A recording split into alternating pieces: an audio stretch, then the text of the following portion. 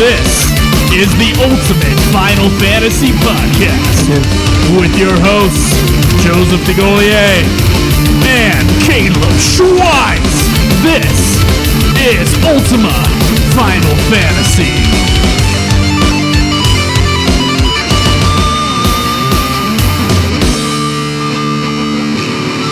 Welcome to another episode of Ultima Final Fantasy, the Ultimate Final Fantasy Podcast. You okay there? I am your host, Caleb. I'm Joseph DeGolier. And today, we are going to be reviewing Final Fantasy XIII-2. Very quick playthrough of this thing. Very unusually quick now. I believe howlongtobeat.com, which is, of course, where we go whenever we're like, how long is this stupid thing going to take? I believe that it said, 27 hours or something like that? I guess we'll just go ahead and straight up look it up. Yeah, we will. My last save was at 19 hours and 23 minutes. I looked at your save after you beat the game, and it was 20 hours. Oh, okay. So we're talking... long final fight. Yeah, long... Oh, dude. No shit, right? Yeah. Long final fight, long cutscenes. 27 hours is what we have on How Long to Beat. Now, Joe and I did use a guide during one of the parts where I had to go collect those specific items. That would take hours of frustration if you didn't have a guide. So I looked up a guide on that, but the rest of it was pretty natural. It's not a very long game. There's a lot of extra content, though. I will give it that. And I'm diving into that on the side. But how many hours was your playthrough? 21 and a half was right where I saved, and you played normal. I played easy. So an hour and a half longer, and it's not a very long game. It's just not, which is surprising. I'm looking at How Long to Beat, and we normally don't destroy the times they give us, but I guess in this case we did. We beat it, and shoot, we kind of weren't. You were kind of surprised.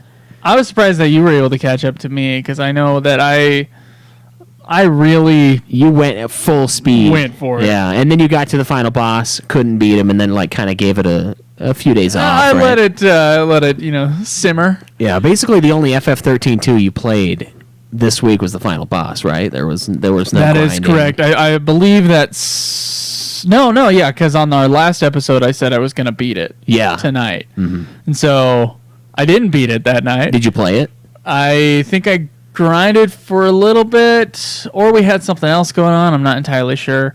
But yeah, all I did this week was I grinded for maybe an hour and a half, and I got a third category up to 99. Okay. If you played the game, you know what we're talking about.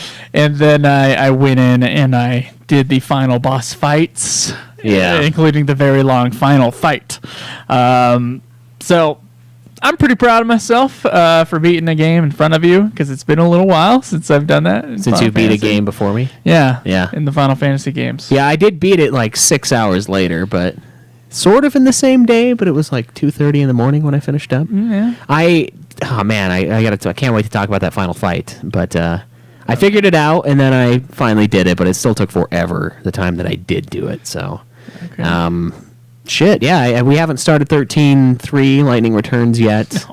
No. Do you have any intentions of playing the rest of this game, like going for any more trophies? Nope.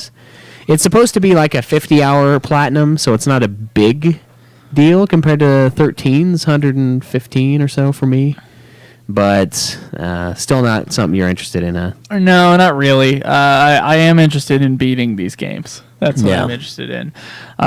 We brought up the challenge. There's still 42 games left in the series for us to play and beat. True. So it's a long run thing, man. I don't want to dilly dally. Well, with that though, I mean, we do have extra scenarios within 13.2. They have the DLC packs that I bought. And I kind of feel like we should play those, or at least I will play them, and I will do an episode on them. If you want to do a full episode on it, then but remember what happened last time? I said I was going to do that. You said well, then we would both have to do it. So what's the difference now? I need to play Tales of Zestiria for Nude Clan, and then Lightning Returns. So I'm ready to move on, man. I'm ready to make it a done deal. Yeah.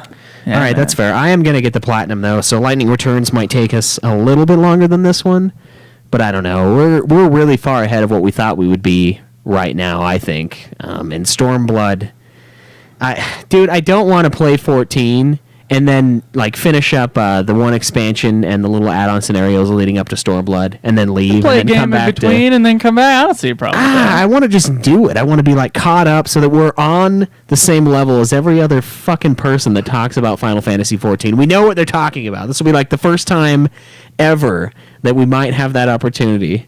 If they had another fan fest, we would know what the new thing entails. We wouldn't be looking at the fucking whatever they're gonna call it, like Blizzard Blood expansion that comes out next, and be like, wow, it'd be cool if we knew what this was, what this was about. But this might be the one chance we have to truly be caught up. Plus, I don't want to have to log onto their site and like cancel and then reactivate a month later. I don't have a problem with it. It's not as bad. If there's as enough time in between, I don't have a problem with it. It's not as bad as 11, but and I don't mind getting into 14 a little earlier. Really? Yeah. I don't know. I'm okay with it. I want to do them both. So if you've never listened to our show before, we usually do like a news show, and we talk about something else, and then we answer listener questions, and it's kind of a variety show on the normal weeks. But when we do a review, we don't talk about anything else but the game. Now that we just finished up and that we're going to review today. Real quick though, you can go find our show at youtube.com/Ultima Final Fantasy. You can go to facebook.com/Ultima Final Fantasy and join the conversation there. You can go to twitch.tv/Ultima Final Fantasy and see us stream the episodes live, and those episodes eventually do make it onto YouTube unless we have a real problem with something that happened on the live stream. Yeah. And then you can tweet me at Joseph Figolier. Me at UFF Podcast. And everything else and more, including ways to support the show via Patreon, Amazon, or PayPal, that can be found at ultimafinalfantasy.com. Join the forums too. Yes, and give us a phone call too. Yeah. 385-204-3921. Give us intros, questions, whatever the fuck you want. Other shows, Nude Clan. Great show. Wonderful show. Godzilla podcast. Decent show. Fuck you. And, I'm going to be on another episode of that here soon. Super sexy swinging fan fiction. Are you? Yeah, Kong Skull Island. I'm going. Oh, you're going to that. Okay. Yeah, it's got Sam Jackson. Dude, the cast is like incredible for that thing. That's true, yeah. I'm like, dude, I don't even care if it's bad. I'm going. What is the... Okay, we'll talk about that. Rotten Tomatoes is sitting at 88. Oh, okay, all right. That's what you're asking. That's what I was going to ask. Okay, let's talk about Final Fantasy XIII-2. Hey, guys. Let's do this. The multiple segment episodes is what happens. Yeah. Final Fantasy XIII-2 was released December 15th, 2011 in Japan and January 31st, 2012 in the United States. Everywhere else, doesn't matter. The game was developed and published by our very own Square Enix, though fellow RPG developer Tri-Ace was brought in to assist with the programming, art, and the design. You may have heard of Tri-Ace from titles such as the Star Ocean and Valkyrie Profile series. So, yep. Involved with Square Enix, definitely with Star Ocean, right? Development for XIII-2 began sometime around March or April 2010. Most of the key designers and management team came over from their previous project, Final Fantasy XIII, including director Motomu Toriyama and composer Masashi Hamazu. God damn it. Naoshi Mizuta and Mitsudo Suzuki also assisted with the soundtrack, though I didn't really look up which tracks they did because it doesn't matter to me. I'm never going to remember them. The game has sold around 3.1 million copies. That was about half as much as 13. A little less, yeah. But that's as of January 2013, and apparently around 300,000 copies have been sold through Steam, where it was released December 11th, 2014. So not bad. Not bad. Not bad at all. Toriyama originally intended XIII-2 to take place a whopping 900 years after the original game. That's where a sequel should be placed. Yeah. Once he realized how much of a pain in the ass establishing a backstory for this time gap would be, he decided to make it a time travel game instead. He wanted Lightning to be happy one day and felt that they needed to have Sarah as a more active role, since in 13 she was crystallized the entire game. Nah, not the entire game. Okay, maybe not the entirety. It was like a 3-hour stretch of cutscenes where she was definitely not crystallized. That's fair. So, yeah, apparently the early concept in this game, they had Sarah traveling alone with Mog, and Yoshinori Kitase stepped in and felt that the dialogue between these two characters was really girly, almost camp, and a bit over the top. I don't want to do Final Fantasy X. That is exactly why they did that. Yeah. So they developed the character Noel. They did not want the stark tonal difference that we saw with Final Fantasy X and Final Fantasy X-2. Thank God. So they went with a very, very dark storyline, especially at the very end. Like, it's fucking crazy. The team also learned a few other things and decided to avoid using Lassie and Falsey very often in the game. Well, because that's confusing as shit. Yeah, they came up with like two variants of the same goddamn word. Yeah, they decided How that about it was CC? It was a little much. So, and another interesting little tidbit that I read up on was that they initially planned to link the story of Final Fantasy Type-0 to Final Fantasy 13-2 via the Valhalla location, but those plans were eventually discarded. So. I don't know if listeners at home heard that, but my foot was playing with a blowhorn on the floor. Very nice. I thought it was one of the other guys, and I was going to turn around and be like, "What the fuck, man?" It went off on me and scared me a little bit. Yeah. Anyway, so they wanted to link it, but I don't know. They well, just it is linked because of the Falsey, right? I think that's like a thing in Type-0 that stayed with Type-0. Unlike FF15 that came from Versus 13, right? Yeah. Where they got rid of the Falsey and they replaced it with the summons, which was a good thing. It was, in my opinion. Not that I guess I wouldn't know because we didn't get the version with the Falsey in it, but I really like the way that the summons are utilized in 15. I think they kept that for Type-0, so it's still part of the Fabula Novella Crystallis or whatever, however you say it. Right. Yeah.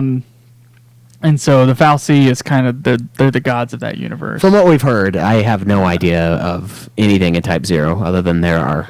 I watched the opening cutscene and they say Falsey. Oh, do they really? Yeah. I watched the 7 opening cutscenes that it has, and I was like, I think I'm okay. Yeah, they say Falsey. I don't want to play right this in the game beginning. right now.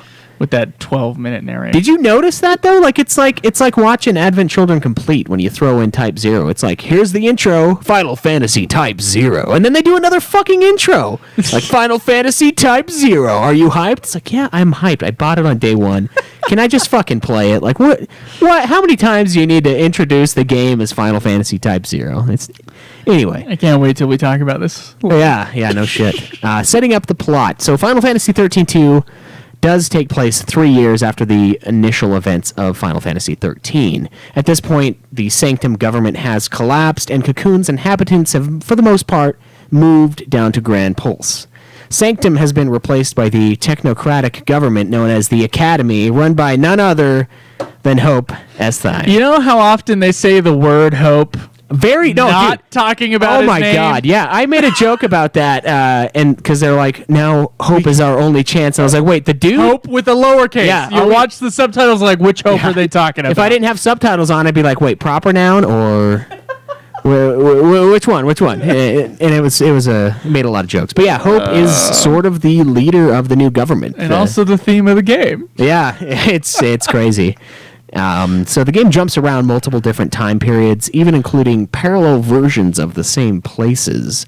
These are accessed via the Historia Crux, which is like a tool you enter, like rifts in time. You enter it, and you can like decide where you want to go. It's just there. It just exists. Yeah. The game takes place mostly on Grand Pulse and Cocoon, but players also visit the Void Beyond, which is kind of a limbo between time periods, and Valhalla, which is the capital of the goddess Etro. Valhalla is located at the end of time, where Etro stores the dark energy chaos from destroying the timeline.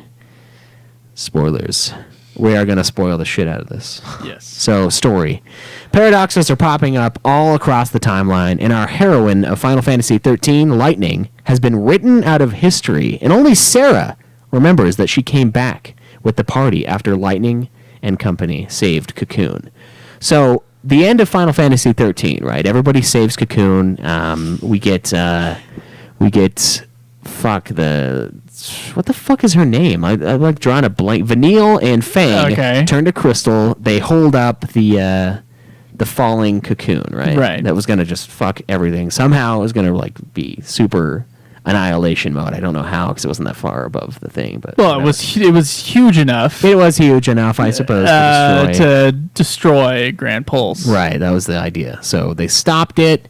Bam, 13 ends. Everybody like comes back. They're all happy. Dodge says something really stupid. The game ends, right? Well, not so much. 13-2. Retcon. It is. The end of of 13. It is a retcon, but it does sort of... It works in a way. Because it doesn't try to retcon the entirety of it. There is actually a short story that takes place in between 13 and 13-2. So when they decided to do 13-2... Obviously, they didn't have the story for 13-2 made up during the development of 13. Right. There is like a story that's from Lightning's perspective where she gets sucked into this other world. Oh, that's definitely the Valhalla then, yeah. Yeah, that happens in this little short story that goes in between the two. So if you read the short story, which I don't even think is worth an episode, if you read the short story, then it also like turns it into this thing that works with the cutscenes of 13-2. Okay. But I mean, if you just played 13 and then played 13-2, it does seem kind of forced. It's like, oh, I turned around and she was gone.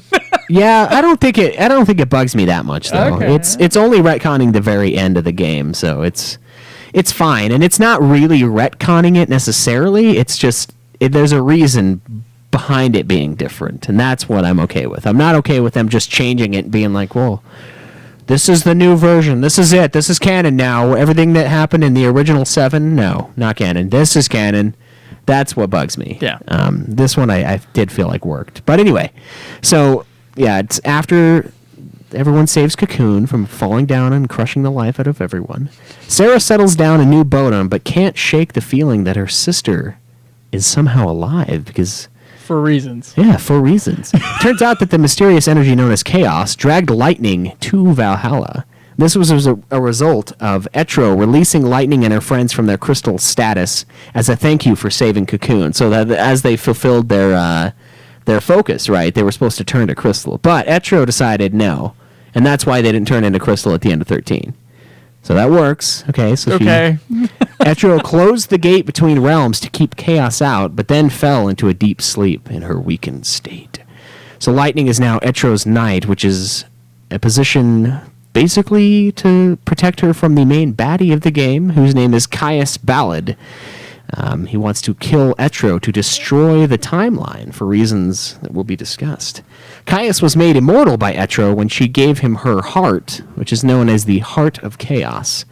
So, Lightning, realizing that she needs a hand since she's caught in an unending battle with Caius, reaches out to a young man named Noel Kreis for help. Noel, who was also chosen by Etro to become a time traveler, gets sent to New Bodom, and he meets up with Sarah in order to bring Sarah to Lightning. At this point, Sarah has had like weird visions of Lightning, and she's also the only one that remembers Lightning not... She must be alive. Yeah, she's the only one that remembers in this timeline. Had weird visions of Lightning. She must be alive. Yeah, Lightning not disappearing on the day of the... So did the players, by the way, who played 13. Yeah. Well, they all saw that shit. It's all about the party members, though. It's about their experience, right? Okay. So they don't remember it. At least some of them don't. Jesus. So Noel meets up with Sarah, and then this is when we find out that she sees visions of the future, and she's also allowed to use time gates. Super awesome, right? And access the Historia Crux. Noel and Sarah travel the world to different eras, solving paradoxes along the way.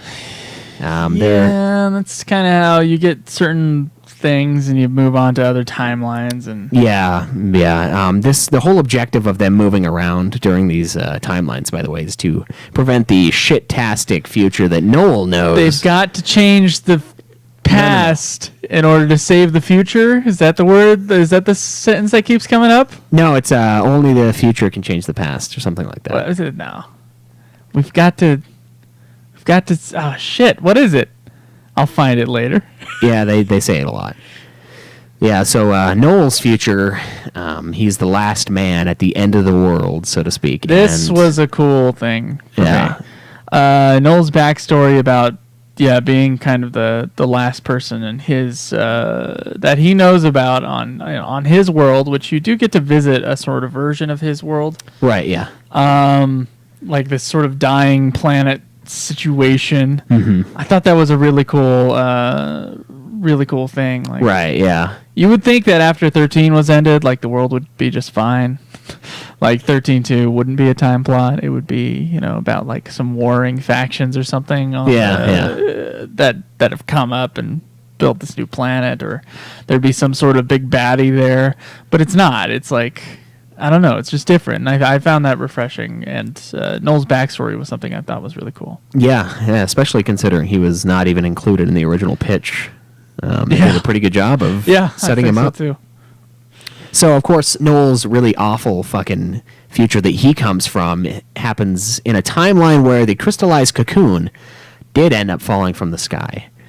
So that's why everything's all wiped out, post-apocalyptic. He's the only guy alive is because the cocoon fell and it just fucked stuff up.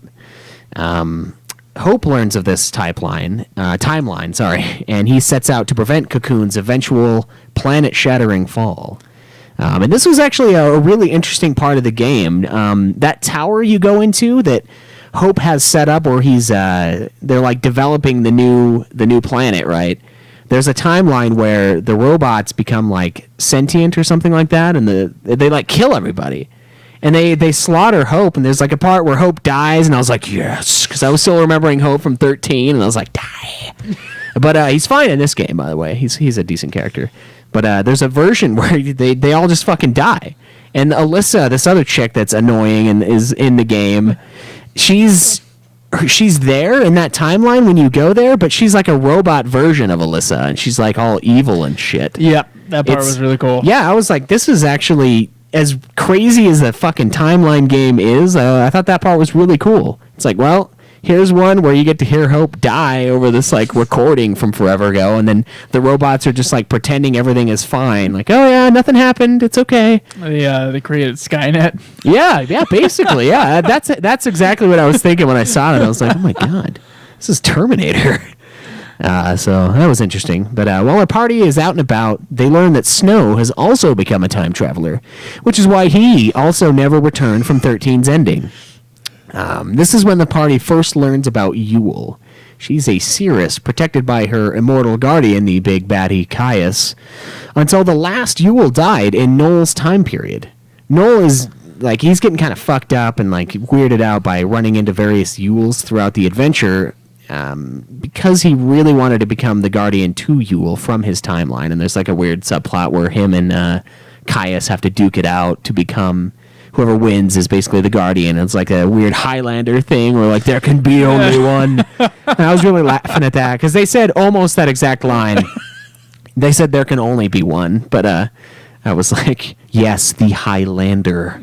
There can only be one. And so that was kind of a cool little thing, since that's what he wanted to do. Yule's soul isn't able to return from the chaos of the unseen world, and she's continually reincarnated with Caius as her guardian, as blessed by Etro. Seeing Yule die over and over and over again drove Caius mad, and really it was the catalyst to his desire to collapse the timeline in order to sort of end Yule's cycle of suffering and sort of his own cycle of suffering, because he just has to see her die endless times, and it's crazy. Yule's soul isn't able to return. Oh shit, sorry. Seeing Yule die over and over again drove him insane, drove him nuts, and this is what the paradoxes were made for. Caius creates paradoxes along the timeline in like an effort to sort of cultivate the perfect scenario, the perfect world where Yule doesn't die. Well, actually, it's to let chaos consume the mortal realm to destroy it so that Yule doesn't die anymore. But it's he's like, that's why there's all these weird fucked up time paradoxes, because he's basically trying to let the chaos out and destroy everything so that Yule doesn't have to suffer. So the party sets out to stop him. Yeah, that went way over my head. The reason why the timelines were... Yeah, man, I couldn't, like, okay, so you're explaining this backstory thing. You're explaining it pretty well, Schweiss.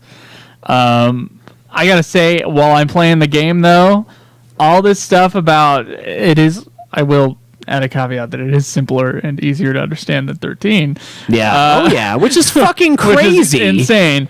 But like, I know that he's jumping through timelines and he's trying to get to the timeline where Yule doesn't die. I got that part, but like releasing chaos or how that's done, or what the hell Valhalla is, or Shiny like Chrome, where this, Shiny Chrome, and where all this, where like the Historia crux is in the thing. I'm like, what is this? Yeah.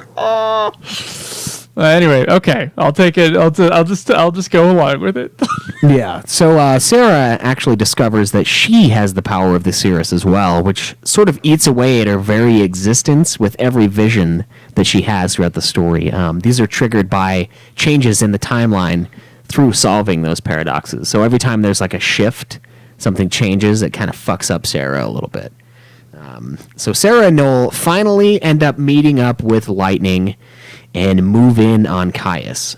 The party first fights him in a time period in Academia, which is the new capital, and then they move on to Valhalla. Once Caius is defeated, he tells the party that he's killed Lightning, and then he impales himself on Noel's sword. Which the reason why he does this is because he holds the heart of Etro, which is what gave him immortality, right? Right. So he just killed the goddess Etro, right? And so by doing so, he creates chaos. Is that correct? Yeah, she can no longer hold chaos back. So the party returns to Academia in 500 as fuck, where Vanille and Fang have been rescued from the falling pillar. We also see a very Titan AE-esque looking new cocoon. You remember that when they make Bonnevilles or whatever the hell they called it? I can't remember what it was. Yeah, I remember when Hope is like, and I'm just gonna go ahead and call this ridiculous name. Yeah, and I was remember when Hope like named the thing? I can't even remember what the fucking name was. Boozeville or something like that. It's like, we're gonna create a new cocoon, and it will be called. And I'm like, wait, did you just pull that name out of your ass? Are you a fucking epic fantasy writer? Like, what the fuck are you doing? Yeah, it's George R. R. Martin. Yeah, it's ridiculous. So that part reminded me of the animated film Titan AE, where they have like the new planet and they call it Bob at the end, where they have like all the little things and they're going to cultivate life again. That's kind of what that reminded me of. But, then it got super fucked up when Sarah dies in front of Noel from the shock of the changes. The sky is rent asunder by dark clouds and chaos breaks free into the realm, permanently fucking everything up. Noel finally realizes that they did exactly what Caius wanted by destroying the Heart of Chaos. And though Etro died, Caius is still alive and bound to the chaos. Sarah's dying spirit awkwardly assures Lightning that they will see each other again. And then we get a scene showing Lightning on the throne in crystal stasis in Etro's temple. If you take the time to complete the additional storylines that the game offers, you do get an additional scene showing Caius on the throne, stating that the goddess is gone forever and that he and Yule can begin a new life without their curses, which is, I don't know why that's the ultimate ending, because that's already assumed from the ending, because darkness comes in and that's like what it's supposed to do. Yeah. It's supposed to destroy things, ruin the timeline, and make it so that Yule doesn't have to suffer. And I say that I believe it was Jake who spoiled the ending of FF13-2 for me. Really? What did he say? He said Sarah died. Did he really say that? Yeah, he alluded to it, and it was like clear enough for me to be like, oh, so Sarah dies at the end of 13-2. Thanks, Jake. Really appreciate that. Wow. Yeah, I didn't know. I was not shocked by the ending. I was like waiting for it. Yeah. Like you said earlier, though, this storyline, even though it is a time plot, and there are moments where I went back in time and I was able to fight. Once you beat the game, you can unlock more paradoxes, and that's when I was telling you there's like 9 endings. They're not really endings. They're just, you can kill Caius in different spots and get sort of a different ending. Okay. I went back and I fought like a Uber version of Caius while he was like super tough and in a certain year in a certain area. And by doing that, I basically finished it and was able to fight like a very advanced version of him, like even more advanced than the final fight against him. He was crazy. It was fucking ridiculous, this fight. And even with shit like that, even with shit like going back to the same area that you've already been in the past to another instance of that same year, the story is less confusing to me than 13's. It is. The thing that I think confuses me the most about 13, not only like all the terms, which 13.2 is not nearly as termy, and I've talked about this before on the show. When you got a deep fantasy thing and you just fill it with fucking every word that you can make up in the world, to represent these certain concepts or whatever, like fal'Cie or l'Cie, especially the fact that those two things are they're phonetically almost identical. I mean, you had to play 13 twice in order to kind of get it. Or you had to really pay attention and read all the data logs or whatever. Yeah, that was a rough episode. It was very rough. Very rough. I don't know what happened. And like the fact that Bartandalus's whole entire thing still doesn't make any goddamn sense. Like why Bartandalus was fighting them when he was trying to get them to do, and then they did what he wanted to do. It's all so stupid and confusing. The 13.2 is actually a much simpler, despite what it is, which is a time plot game. Yeah. A much simpler and more easy to understand story to follow in many ways. Yeah, I think a lot of it has to do with the structuring of the storytelling, too. With 13, we had a lot of stuff that was front-loaded, a lot of new terms. The Purge. There's all these things that you get hammered with in the very beginning, and then they're just, like, referenced later on, and it's like, like with the Seath, the fal'Cie, the l'Cie, I'm like, what the fuck? I don't even know what this is. The C. Yeah, I'm like, carbon copy? What? What the fuck? It was rough. It was a lot of things that weren't really well fleshed out, I felt. But 13.2 sort of like lets that stuff sit on the back burner and decides, you know what, we're going to focus on this. We're going to focus on this alternate universe of the ending of 13. I will say that I would say that 13 story to me is only like a slight positive. 13.2 story, I actually think I enjoyed it more than 13's. And this is going to be tough not to just compare it to 13 the whole time. Yeah. 13, but it's so different too. Like it's such a different kind of story. This could have been done with different characters in a totally different world and had the same plot. And it would have been a good game. And I think it would have been like a pretty decently told Final Fantasy story. I liked the characters. I liked Sarah. I liked Noel. I thought he was a pretty cool good guy. A lot of our listeners love Noel to death.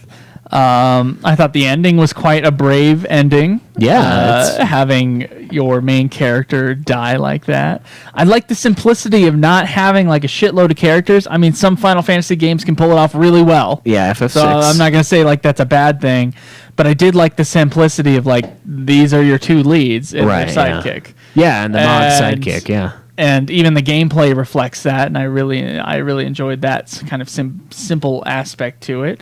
And in that way, because it was so simple, because it didn't have all these moving parts or all these crazy things, it had some crazy things, but not a shitload like 13 did.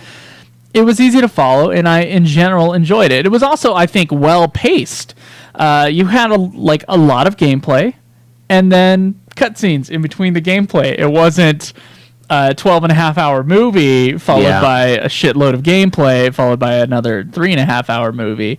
It was, like a Final Fantasy game should be. It was a little bit of everything. A little bit of cutscene, gameplay, a little bit more cutscene, gameplay, and none of the cutscenes were like overly long. I mean, it's certainly cutscene heavy, but it's not. It was never boring.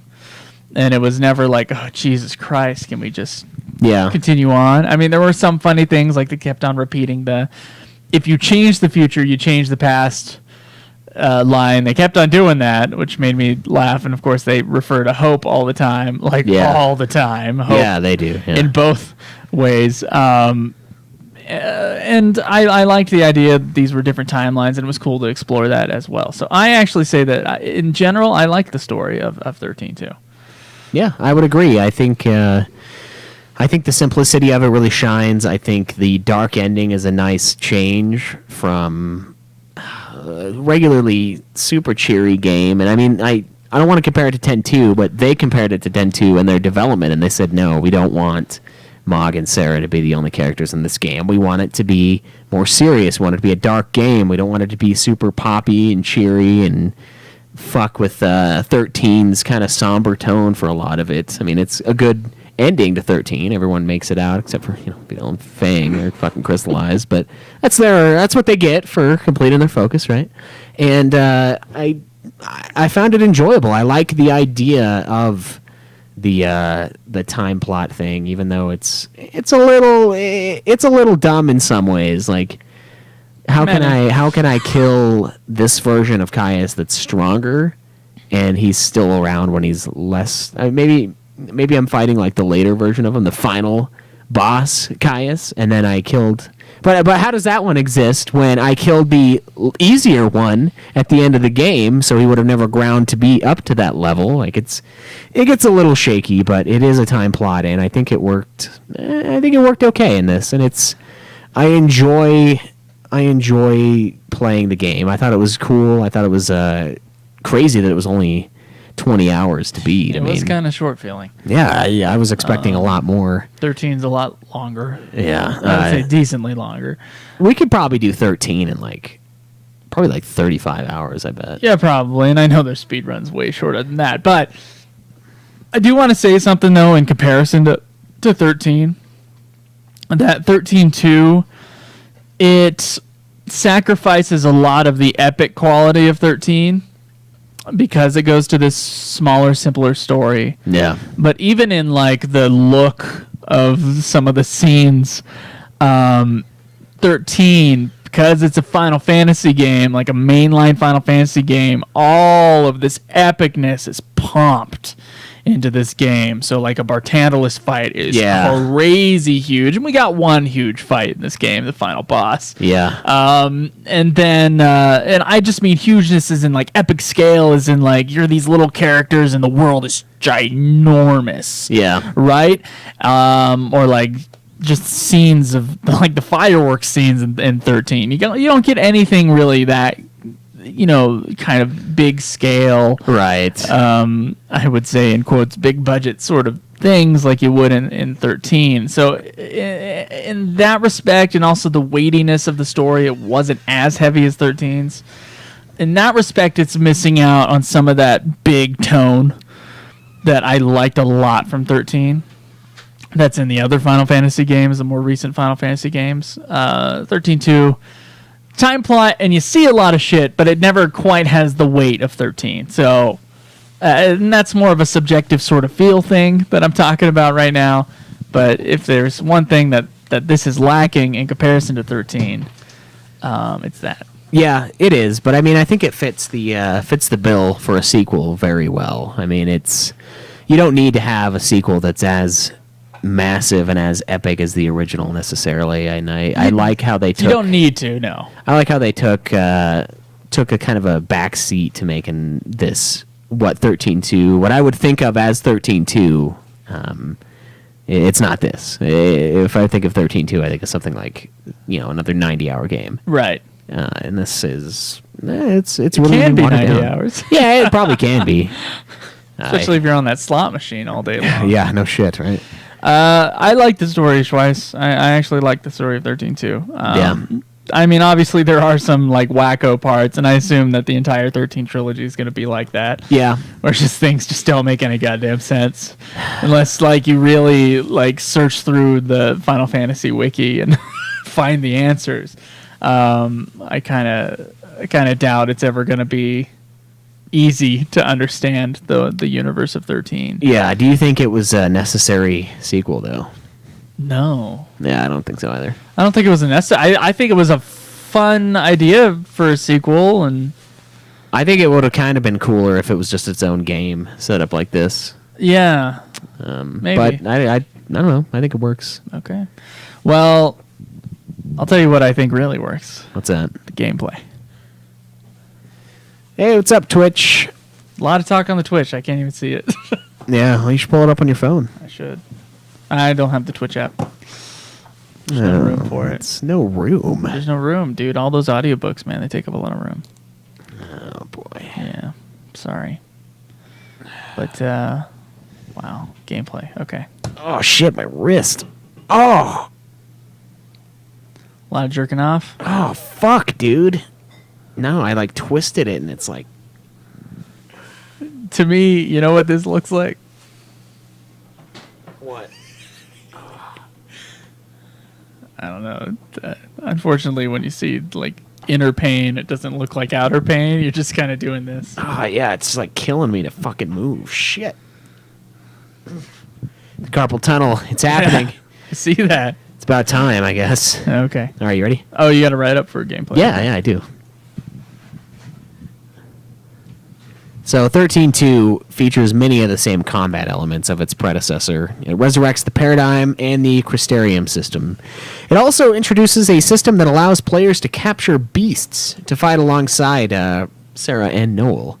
Now, this is kind of something that seems to be like a sequel thing to do, because 10.2 had a beast capturing mode as well. Yeah, that I never even tried. I messed with it once, and I was like, no, I'm just going to keep my original You gotta have party. a reason why you can only have 2 people in your party and still have the same battle system as 13. Right, and that's... Or in general. Yeah, and that's capturing the beast, which I thought was a really cool element in this game. So 13.2 also kind of takes a step back. You remember how 13, kind of 11 on, all of the Final Fantasy games, they had enemies that were visible on the main map, right? This was something that we had kind including 13. Yeah, we kind of moved beyond the random battle setup that Final Fantasy used to be when 11 came along with the MMO, because random battle MMO sounds atrocious, right? I don't even know how the fuck that would work with like sounds terrible parties and it's like sorry guys, I'm in a battle right now. Yeah, you're just like your guy just disappears, goes into this like end zone thing. But anyway, yeah, 13.2 kind of goes back to the sort of a modified in the middle version of the old school random battles. So enemies will appear randomly on the map and a timer spawns. The player can attack the monsters before this timer runs out, and that'll give you a preemptive strike to the fight, allowing you to hit first. Love doing that shit. Yes. And then once you do get that preemptive or fail to, and they attack you, it pretty much turns into Final Fantasy XIII's battle system. Pretty much. The paradigm shifts are faster, like people told us before we played the game, and it is refreshing, to say the least, that the paradigm shifts are faster. Of course, you don't have a character in your third slot for the battle. It's a creature, like you were saying, and you can, of course, level up that creature separately because you get little items, and they can use those up and almost expand their one role Crystarium for that. While Sarah and Noel basically have the level up system of 13, except without the level caps at the end of the episodes, which is also really nice. It is really nice. That's one thing that in 13 that was super stressful. Like, some of those fights are really tough in that game, and you can only grind to a certain point, right? And then beyond that, though, the nice thing I have to say about that is it makes the game difficult, whereas 13.2 maybe not as hard because you can go beyond and you can overgrind. Yeah. Whereas 13 was like, no, this fight's supposed to be hard. You need to get better. Yeah. Your fucking level is max. You gotta do that. But 13.2 does away with that.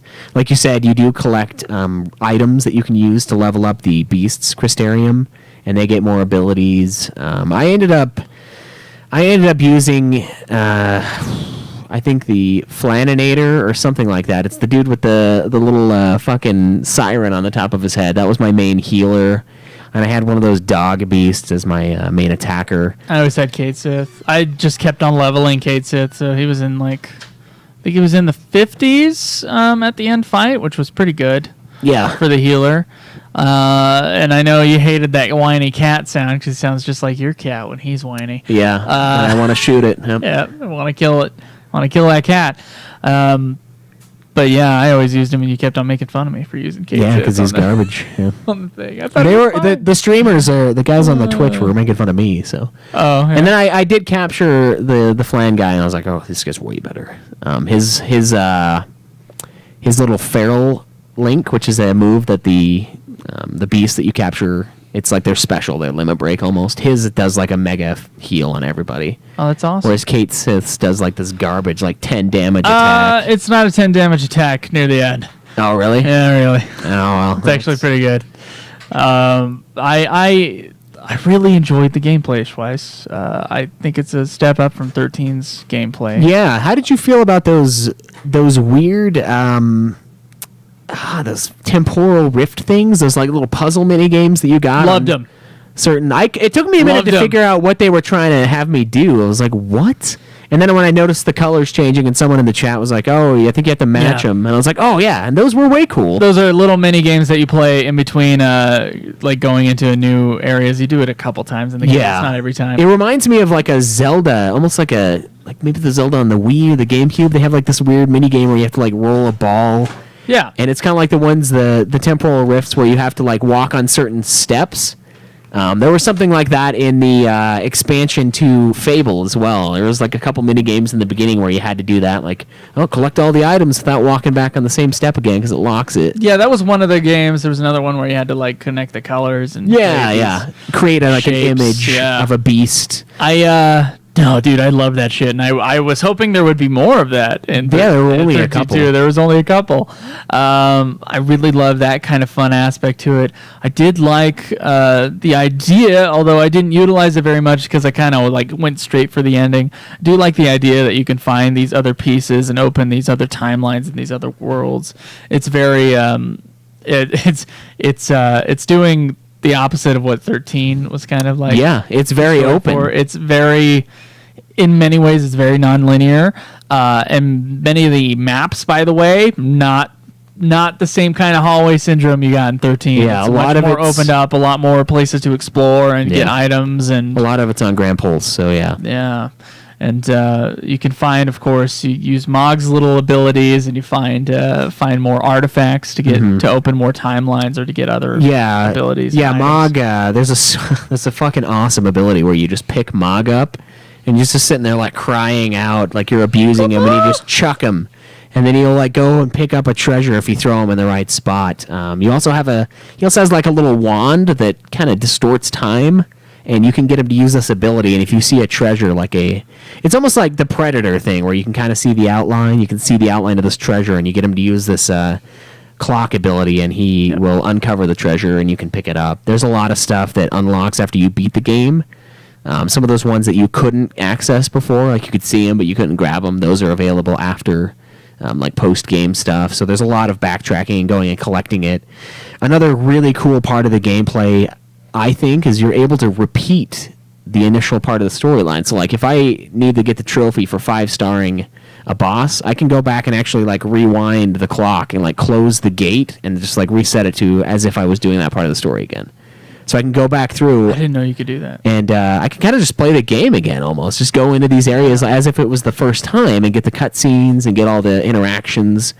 I went back and I fought Titan. Was that who it was? It was, like... some big ass dude in the beginning. I fought him again. Not Odin, no. Okay. I think it is Titan, but it looks weird. I'm used to 15's Titan now, so I don't know. Everything's all off. But yeah, you can go back and do that stuff again. And this game also has cinematic action sequences that it's like a God of War, Resident Evil 4-esque. Oh, Atlas. Thank you, Stolas. It's Atlas. Jesus. Minigame, these button mashing events, and it's basically whenever your characters are doing something crazy, like the Atlas fight, you have to like jump on his head and they like smash the little rock that is probably his brain. You just fucking ruin him.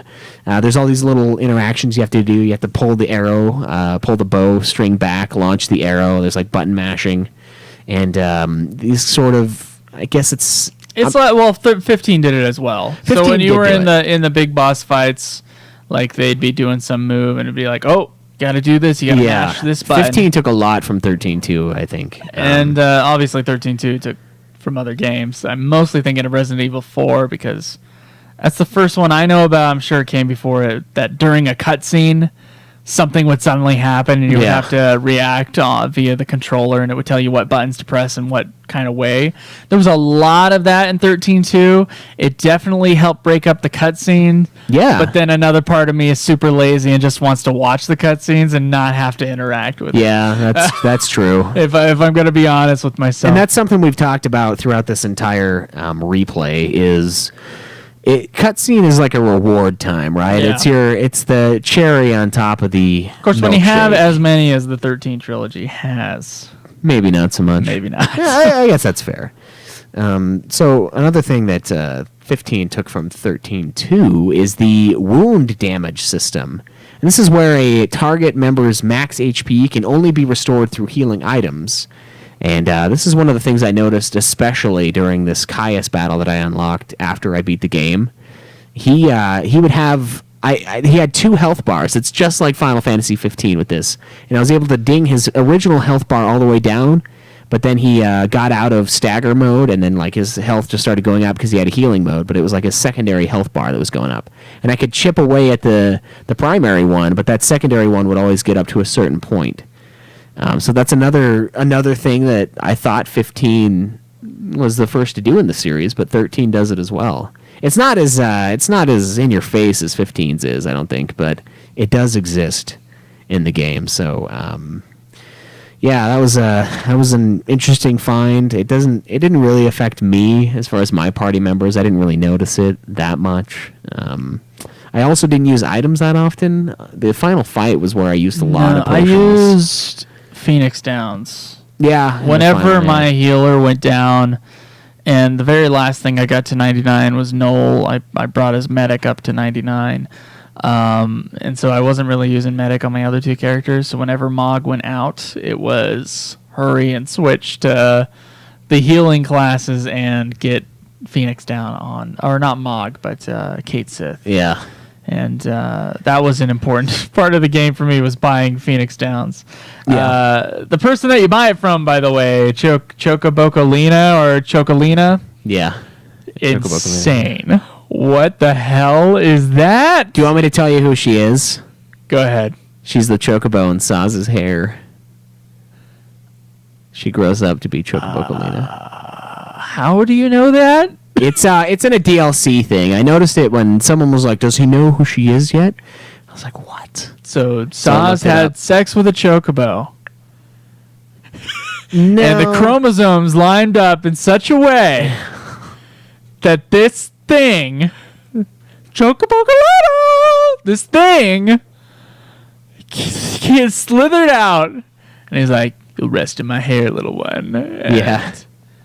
then Something it becomes half human, half bird.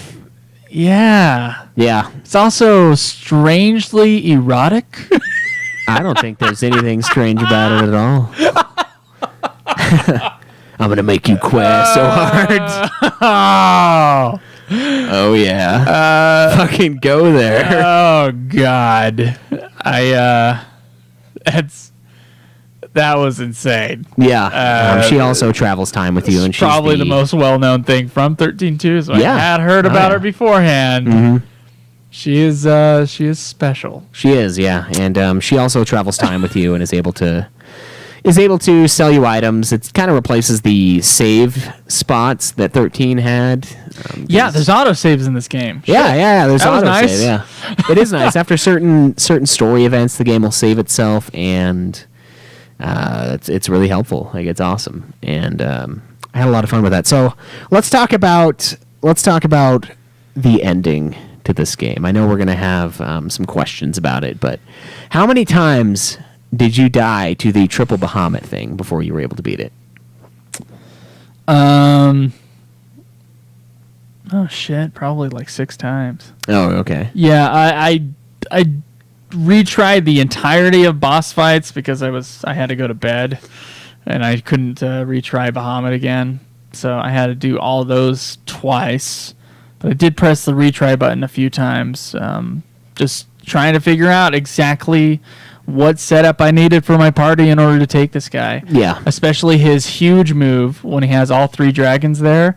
And he does, and you got to sentinel that shit. So you got to guard against him at the count number 2. That's what I found in order to kind of be able to take that shit. Before he does, Before he does the super move. That final boss, man. I don't even, like, story-wise, I don't know where the fuck the Bahamut came from after Caius was gone. Yeah, it's just like the manifestation of the chaos, I guess. I guess, but then you're like there and you think you saved the world and then chaos comes again? So I Chaos don't know just doesn't give a shit about I you. guess not. Maybe Chaos is like, ow, and then he comes back later. Well, I mean, you got to remember though, you defeated him, and then Caius shatters the heart, so that releases Chaos into the other timeline, and then Chaos then destroys all the maybe timelines. I just have things mixed up then. But well, it's not your fault. It's because it's a fucking time plot. And there are paradoxes.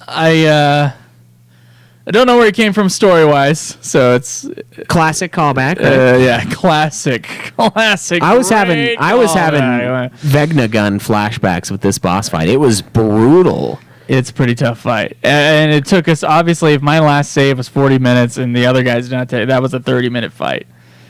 That was a 30-minute fight. Mine took 41 minutes. I noticed at the end of the fight. 41 minutes just to kill him. And then I had all the cutscenes. Let's explain this final boss and remind people who've played this game before. Yeah. This final boss is Bahamut, like 3 different versions of Bahamut. So this giant dragon man creature thing. Yeah. There's 3 of them. He summons. Okay, so it's normally one Bahamut, but then he summons a couple sidekick Bahamuts. Yeah, and but you have to take kill those them guys first. out. And they have plenty of health and plenty of bullshit attacks too. Yeah, they do. And so, but they'll respawn after some time, and they Right. respawn at different times. Mm-hmm. So, like, if you kill one and then you take a little while killing the second Bahamut, you may only get a few hits on that final main guy? Bahamut Yeah. before the first one shows up again. So the real trick here that I found is you gotta like almost kill one and then quickly switch to the other guy and then kill him and then kill off the other one, and then you have the most time with the main Bahamut. Yeah. Which of course took me like 6 battles in order to like start kind of getting a hang of it. It was the most intensive fight out of the entire game. And I played on easy mode, by the way. I didn't play on your normal mode. I'm sure that was hell. It was a seriously intensive fight. It took a lot of strategy, and the rest of the game was not that way. There was some strategy with some of the major fights at the end of the episodes, but but a lot of it was like, well, I got 2 stars. this but was I like, beat it, so I don't you care. better know the battle system well. Yeah. I didn't have. And how to just exploit it. I didn't have anyone unlocked as healer. I only had my beast as my healer. So I didn't have that, which was fine because my healer was way better than Kate Sith. Okay, man. I died 3 times, and I was able to beat it on the 4th time. I knew what I was doing after the second fight. I didn't do the almost kill one, then switch to the other. I killed one really fast, killed the second one really fast, and then just got it. The shitty part, though, after I figured out how to do it after dying twice, I'm like, okay, I need to make sure I don't have multiple heads when he does his fucking flare. His Mega Flare move, because every head counts as like another Mega Flare, right? So that can't happen. And then I also need to just stagger him, get his fucking stagger bar up, and then lay into him. The 3rd time, dude, the fucking God, I almost killed one head, and then like it was like countdown 1, so I switched to Sentinel, and that fucking guy summons the blue head again, and I'm like, fuck! It's like 3 heads. The other one's just like, here I am. And then Mega Flare, and it did like 16,000 damage or something, and I had Sentinel on, and it did that much. I was like, oh, God. Oh, wow. My Sentinel just... I was able to take those things just fine. As long as I got it in the right time, my guys would be just fine. Yeah, well, if I don't have all 3, except for Kate Sith. Kate Sith would get wiped. But yeah. I had double Sentinel and then the 1 healer for the most game. I didn't have a Sentinel Beast, which I think I'm going to use. I did, but he was really low level by the time I got him. Like I got him way late in the game. Yeah. And so I never had a 3rd Sentinel. You know, doing the trophy grind for the 100 preemptive strikes in the Arcalite Steps or whatever. You know those porcupine dudes?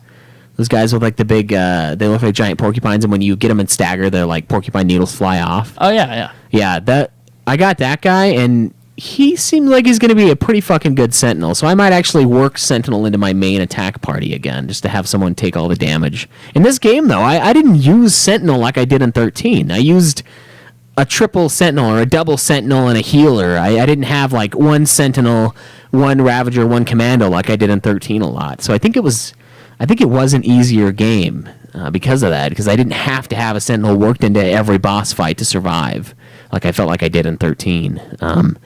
That final boss, when I killed him, it was satisfying, and I was like, dude, I was having serious 10-2 flashbacks. I was like, this is hard as hell, and it was like 2:30, and I was getting super pissed. I was like yelling at the game. Don't think he's as hard as X-Death. No, not when you don't have. That was the hardest hardest final boss so far. So he's not that bad. He is pretty tough though, and I think for most people, I obviously had to read up on some stuff. I think for most people, it does take about 30 minutes. Really? Like 30 minutes is a normal time for this thing? Yeah, mine was 41 minutes. The game gave me 0 stars. I was like, fuck you, game. I got 0 stars as well. Yeah. Yeah. Well, I got to do it again. Nope. I got to do it. I got to do it. I've got a lot better stuff, though. I found a chocobo whose attack is like 590 or something like that. I snagged him while I was out doing some of the trophy grinding in the game, so... I do like the customization. I just want to do like triple chocobo party. Maybe sweet. But there's a lot of different variants. There's a lot of beasts you can capture. There's so many cool combinations. And I would like to say it has all the good things about 13's battle system. It's just the speed of it, kind of the fluidity of the paradigm shifts. I know there's a lot of like classic Final Fantasy players that really hate that battle system. Personally, I think it's the best battle system in the series, 13, as far as the main series. But this is an even better version of 13's battle system. So I loved the way the fights went. Yeah, I did too. I think even when I had to double down and actually play the darn game, like in the final boss fight, really like pick my paradigms and when to switch and all that other stuff, get the timing down. It was still a lot of fun. So I enjoyed it very much. I did too. I feel like it did improve on 13's battle system, and I thought the inclusion of a monster as your third-party member was really cool. Yeah.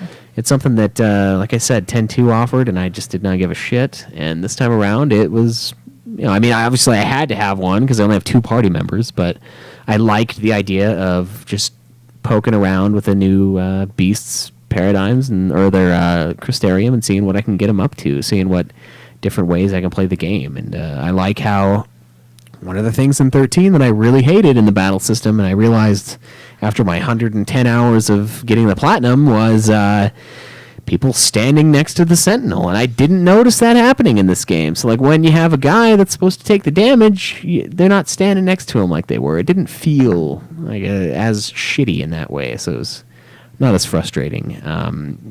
I think they improved on 13 by a decent amount. I like how they unlock the Crystarium. I like how the Crystarium has levels now. So it's not just this massive thing. It takes a lot. There's Crystarium expansions in 13, but I know what you're saying. Yeah, the expansions in 13.2, you're allowed to do boosts for the class. You're allowed to unlock a new class, increase your active time battle bar, your little gauge bar.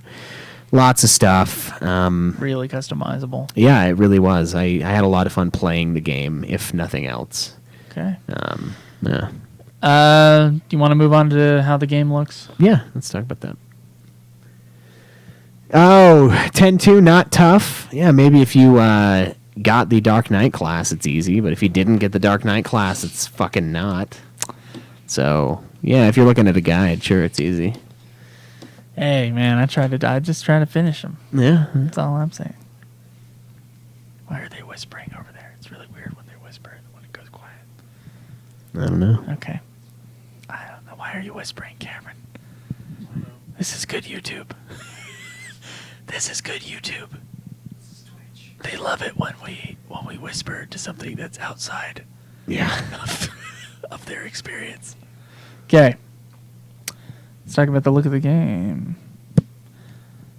So, Schweiss, obviously this other company was brought in to help make the game. I assume that was more on a technical level. My assumption being that some people were moved on to other big Final Fantasy projects or other projects from Square Enix. That this was kind of like, okay, we'll take a lot of the main staff from 13 and we'll put them on the second game. But, we'll have this other company kind of help run it. Something with the design, I think, is that they obviously use the same engine. Yeah, Crystal Tools for sure. As 13. And so it plays a lot in the same way. The the design of the game, the visual look of the game, it matches 13 pretty much exactly. There are some new areas, of course, and you get to explore those. Like the ending world area is very dark, kind of hellish sort of aftermath area, which I enjoyed exploring. Visually was very cool.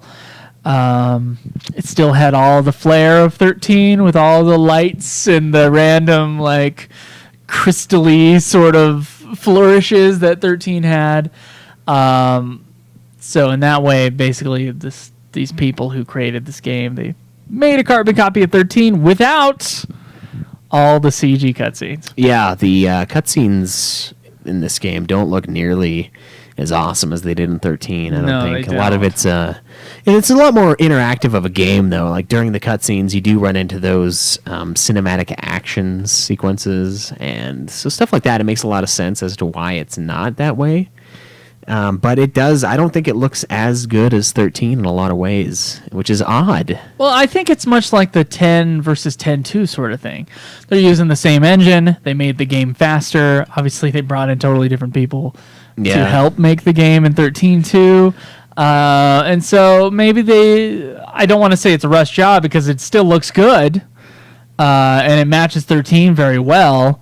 But maybe some of that epicness that I was talking about, maybe that's what it was. It wasn't the big flourish. It was just kind of like, okay, this is the level. Let's make the level. Right. Yeah. And a lot of people, I was looking at it and critically, a lot of the background stuff isn't as intricate as it was in 13. Yeah. That's for sure. Yeah. The character models and stuff like that, obviously, they're look fine, the same. Yeah. But a lot of people gave this game flack upon release because of the outdated look of the Crystal Tools engine. They didn't feel like that was it was current gen. It wasn't up to snuff because, I mean, Crystal Tools in 13, they took forever to make that game because of Crystal Tools. So by the time it came out, by the time 13 was released, it was already sort of like the old way of doing things.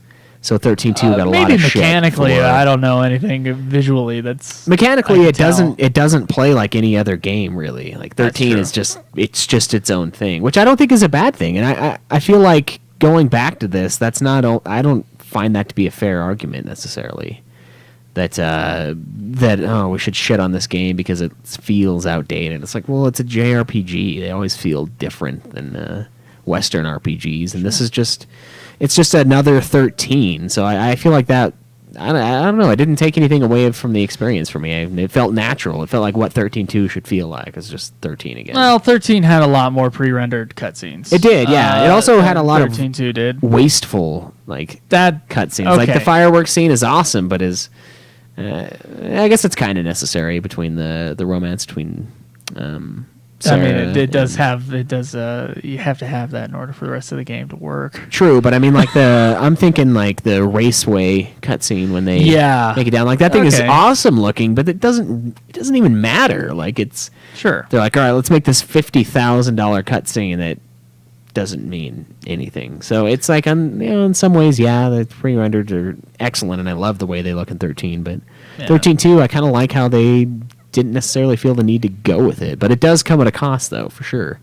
The overall quality of the game it's about the same, and its cutscenes don't look as good. So if not, I mean, it still looks good, though. I do want to add that caveat, but to me, it's kind of it's not a step down from 13. It's kind of just like a shirk back. Which is fine. It's still a good looking game from the previous ones. Some of the things, though, like there's like in 13, a lot of the background characters that you would pass, although some of them would be bland, they'd all kind of have their own voice acting and all this other stuff. There's a lot more empty characters that you pass in 13.2. Yeah. But I get, for their personalities are in a different timeline. It was, that's good. But I assume it was the same character designer and stuff, right? Am I wrong about that? Probably the same staff worked on it. I don't know. It matches. Yeah, it does. It feels right. I'm good with it. So on that nothing note, you want to move to music and sound, voice acting. Mm-hmm. All right. So as we said before, a lot of the same staff came over. including the composer. Had a couple other composers work with him.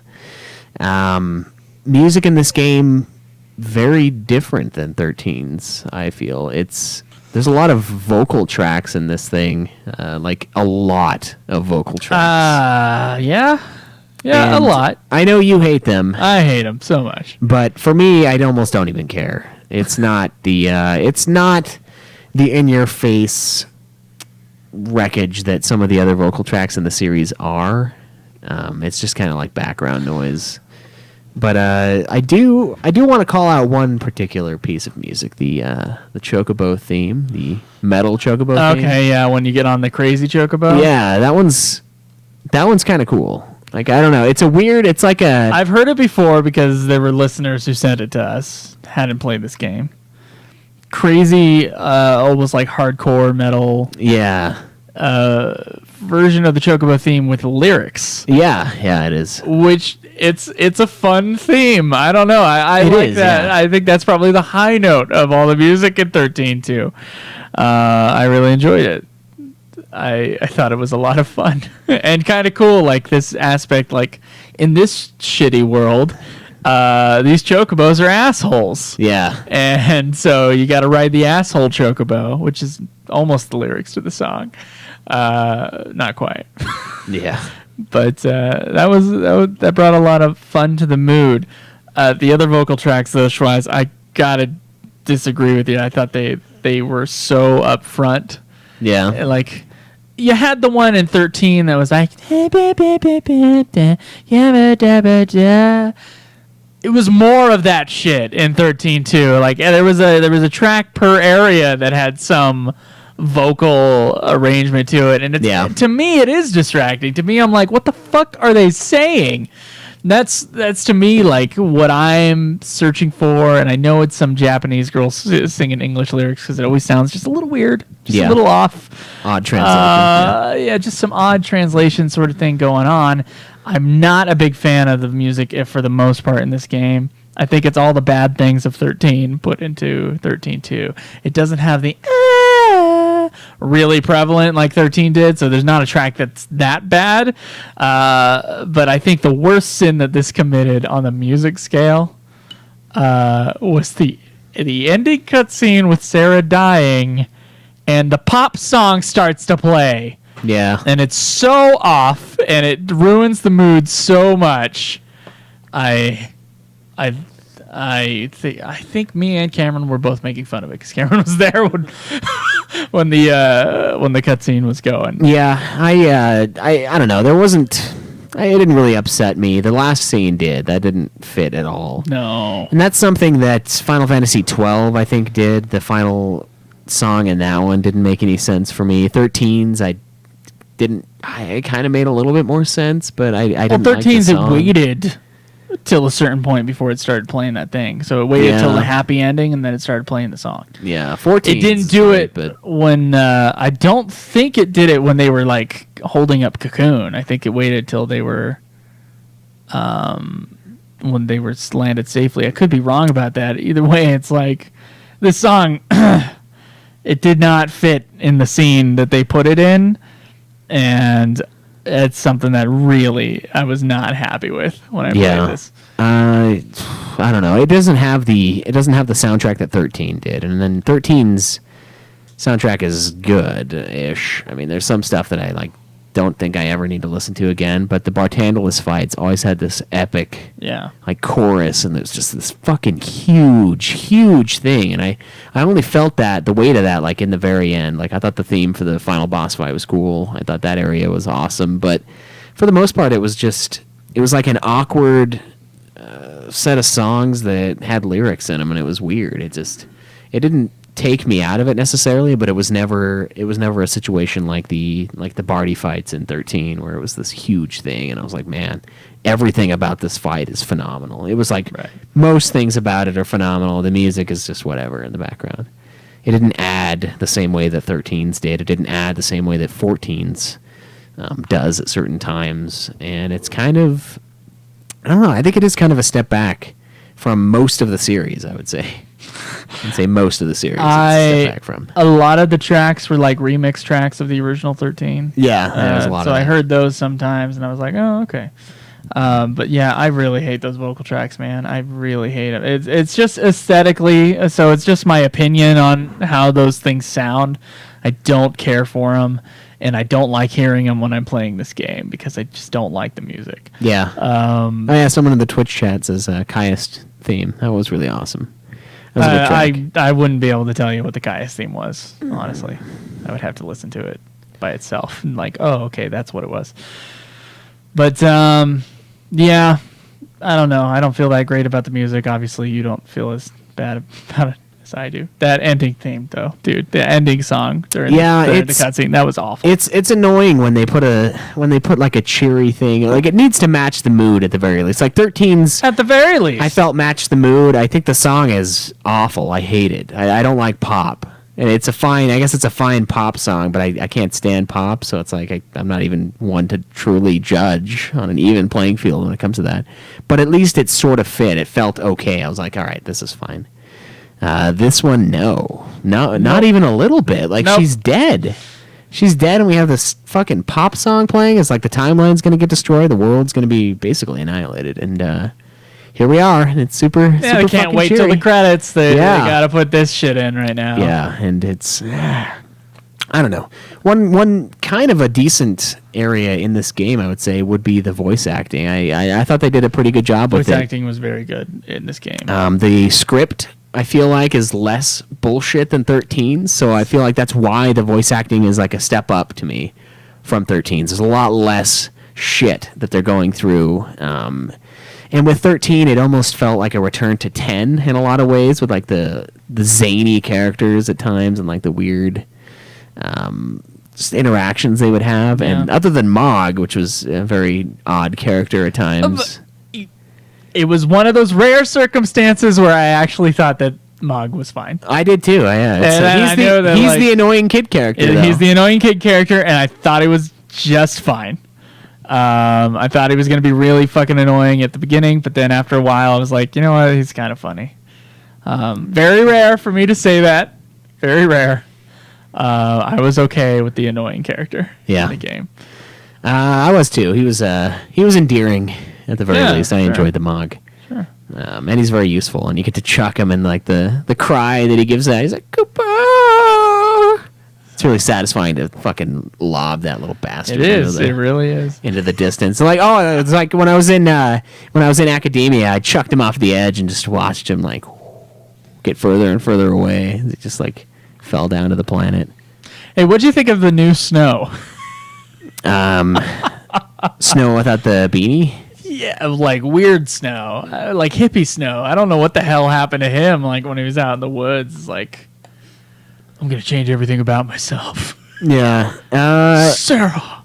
I thought it was all right. I mean, it was odd. He definitely felt like the same character. So I don't know. Yeah, I felt like he just looked way different. It like threw me off. Yeah. Saz is the exact same character. Yeah, of course. But he's in the game for a total of like 1 minute because he's like a fighter pilot now. Yeah, he flies and he rescues you near the end. He's kind of who carries you up to the area. His son, same dude. So one of the people, I think it might have been Alistair in the stream, he was like bitching about Saz's son, and he's right. Like, he comes in, says something dumb, and then laughs. Like, that's his son. That's all his character does, and it's so fucking true. This game follows it. There's one scene where he doesn't. So, like, 1 out of the 2 game scenes. Sure. Doesn't do it. He's there, old Dodge. It's... I don't know. The voice acting didn't seem as weird. Maybe it's just the script to the game. Because when I played 13, I was like... 12's voice acting is like 1,000,000 times better than this.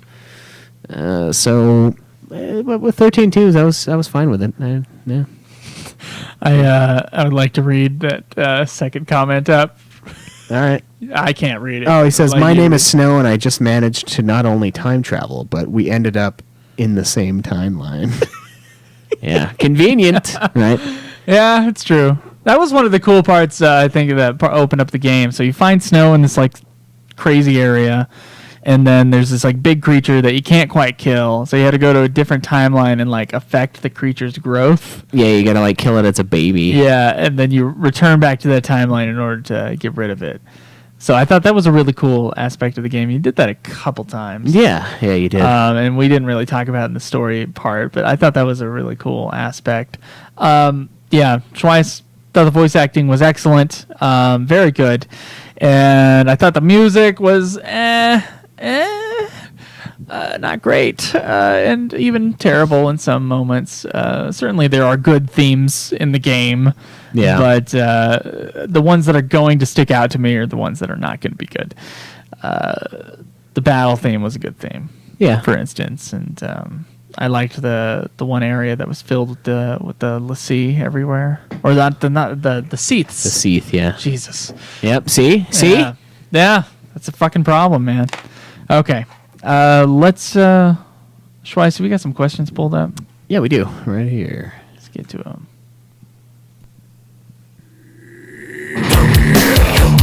Questions for us. We would like to hear from you. To moments.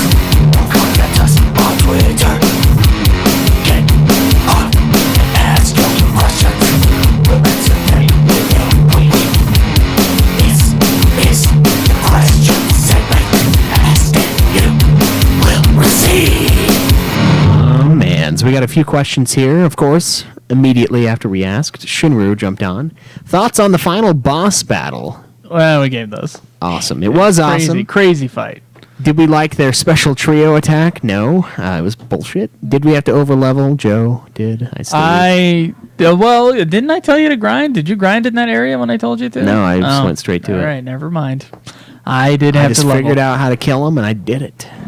I had to level. I didn't really have Sentinel up or another medic, and I really needed that. Or at least I thought I did. Obviously, Schweiss didn't need it, but then again, his battle took 31 more minutes, or 11 more minutes than mine did. Yeah.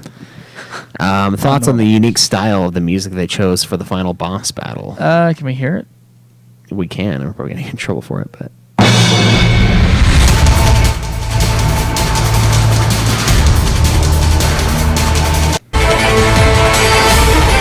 I dig it. Yeah. Like I said earlier, final boss theme is cool. What do we think of the part starting at 2:03? Is that when it gets all... All right, we'll do it again. Yeah, that's when it gets like weird and like techno-y almost. Yeah, no. I thought that was great. Yeah, that's part of the reason why it reminded me of 10-2. It's a very energetic, like, very cool track. Yeah, very quick. At least it's not like, as if it's come true. Yeah, dabba-dibba-dee. He asks, do we think the final boss track brought back the awesomeness of final boss music that was missing for a few of the main series games? I think 13 had final boss music that was great. Yeah, 13 was especially Bartandalus's, which I know wasn't the final boss, but Bartandalus's fight music was like insanely good. That was like in my opinion. That's some of the best tracks in the series, man. So I don't know, man. And I think 14 also has really good boss music, the fights with like Garuda and stuff like that. I think there's good music in there. Yeah. So I don't think I agree with your premise, Shinra. I don't. Yeah, there's some good final boss themes. Did we figure out that Alyssa was a traitor? I don't know. Oh, you mean like the Robo Alyssa? Like I saw that part, but I don't know about the traitor thing. I might have missed that. I know there's the robot version of her, yeah. The robot part is the only part I'm thinking. And I knew there was something up with her because she was acting weird. Yeah. So, do you agree that Caius is a good villain up there with the best ones? I don't think he's up there with the best ones, but I think he was a decent villain for this game. Yeah, I think he's better than a lot of the final villains in the series. He's a better villain than Bartandalus. Yeah, that's fair. Yeah. Let's see. I think he could have been actually explored more, and he wasn't. Also, like, his sort of contact with you was sometimes confusing, like when he was going to show up and stuff like that, and exactly what he was affecting. Mm-hmm. And if that were a little bit more clear, then maybe he'd be a better bad guy in my mind. For me, though, I think he was a good villain. I don't think he was a great villain. Yeah. All right, that's fair. Did we do any of the DLC stuff? No. No, I haven't yet. I'm planning on doing it. Some other people asked DLC questions as well, and I just didn't do them. Haven't gotten. I don't even think I downloaded them. Haven't gotten the plat yet. You have to buy it, so you probably didn't. My super special edition, I think, came with DLC. I'm not sure if really? it came with all DLC, but it came with DLC. I don't think I ever utilized it ever. All right. It's probably too old to find out now. Yes, if you had a hard time with the final dungeon, you know all about that. Oh, fuck, no. We didn't talk about the final dungeon. Schweiss. The final dungeon. The puzzle. The fucking puzzle to get into the final fights. Yeah, that was a bit of a... You go into Academia 500 as fuck, and oh my god. It's basically an old school Final Fantasy puzzle in 3D with jumping involved. Yeah, and you fall and so you have to press these switches, which are these cubes, and you got to get the right color on the cubes in order to move on to the next area. And the puzzle itself gave me some troubles. So that wasn't really the big deal here. It wasn't like a Final Fantasy VI Switch puzzle, which was always a pain in the ass. It was a puzzle, though, and so I had a little bit of trouble on it in the middle section. But the thing that really got me was the platforming. Now, Shinru probably knows I am not good, nor do I enjoy platformers. I'm not good at them. I don't enjoy them. And on top of that, my TV totally has a delay. Now, I was really having trouble jumping from one ledge to another when it was in my regular standard mode on my television. And then I switched it to game, and it was slightly better, but I still had problems jumping from ledge to ledge because of the timing of it and when my controller was talking to my television and when exactly she was going to jump. And kind of the margin of error is very small on that jump with the thing. So, like, Last Guardian's jumps were easier than that thing was. Yeah. In my opinion. I fell so many goddamn times, dude. I fucking hated that part. It took me too long to get through that thing. Yeah. It was embarrassing how long it took me to get done with that puzzle. It was a couple hours. Wow. It was bad. So I'm embarrassed, but I blame some of it on my television and also because I just hate timing jumps. I fucking hate it, man. Hate it. Hated that last area. Yeah, I didn't fall at all.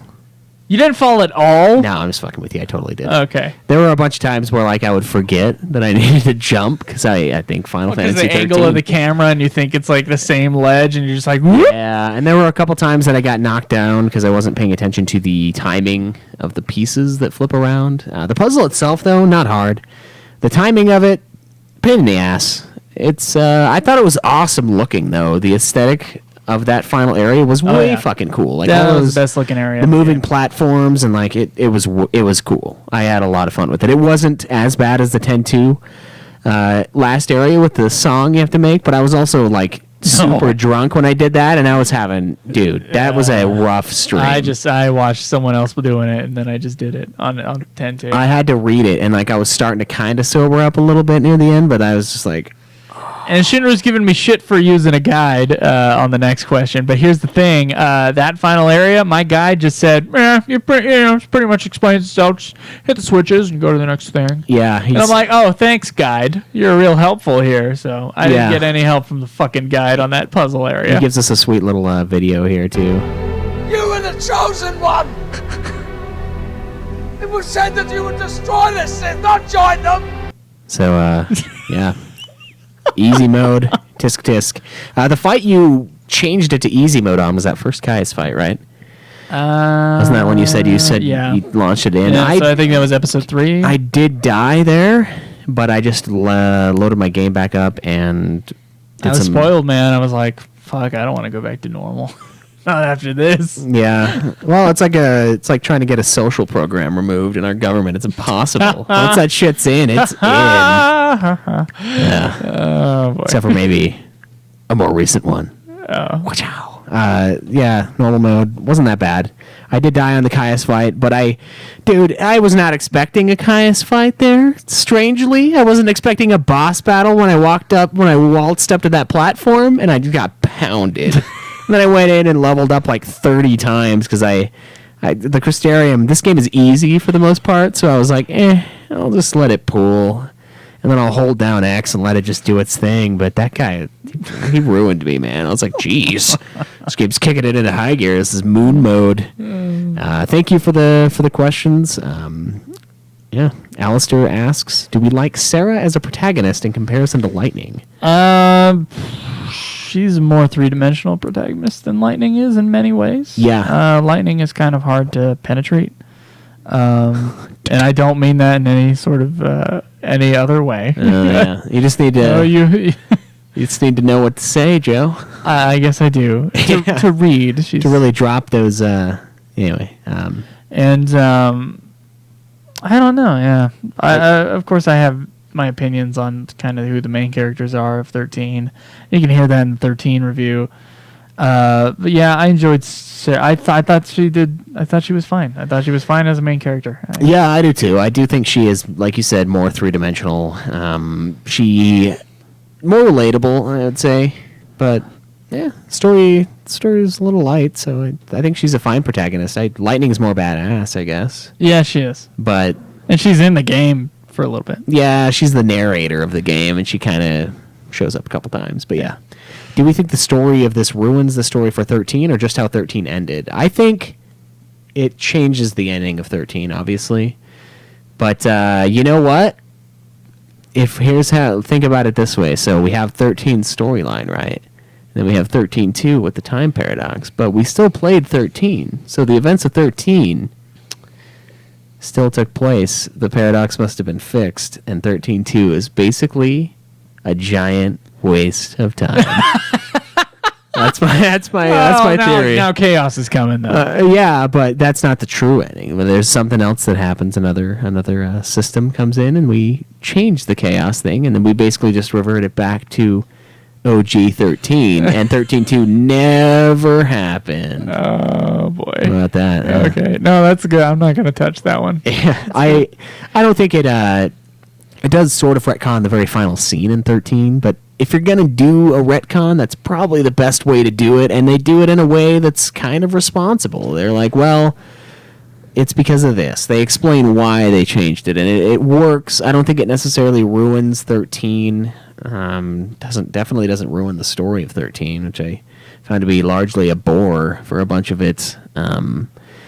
Really epic in some spots, but it does change it. But like I said, with all these time paradoxes, 13 was still 13. So clearly, that's the true events. You get to close it all. You close it all, and then you just go back.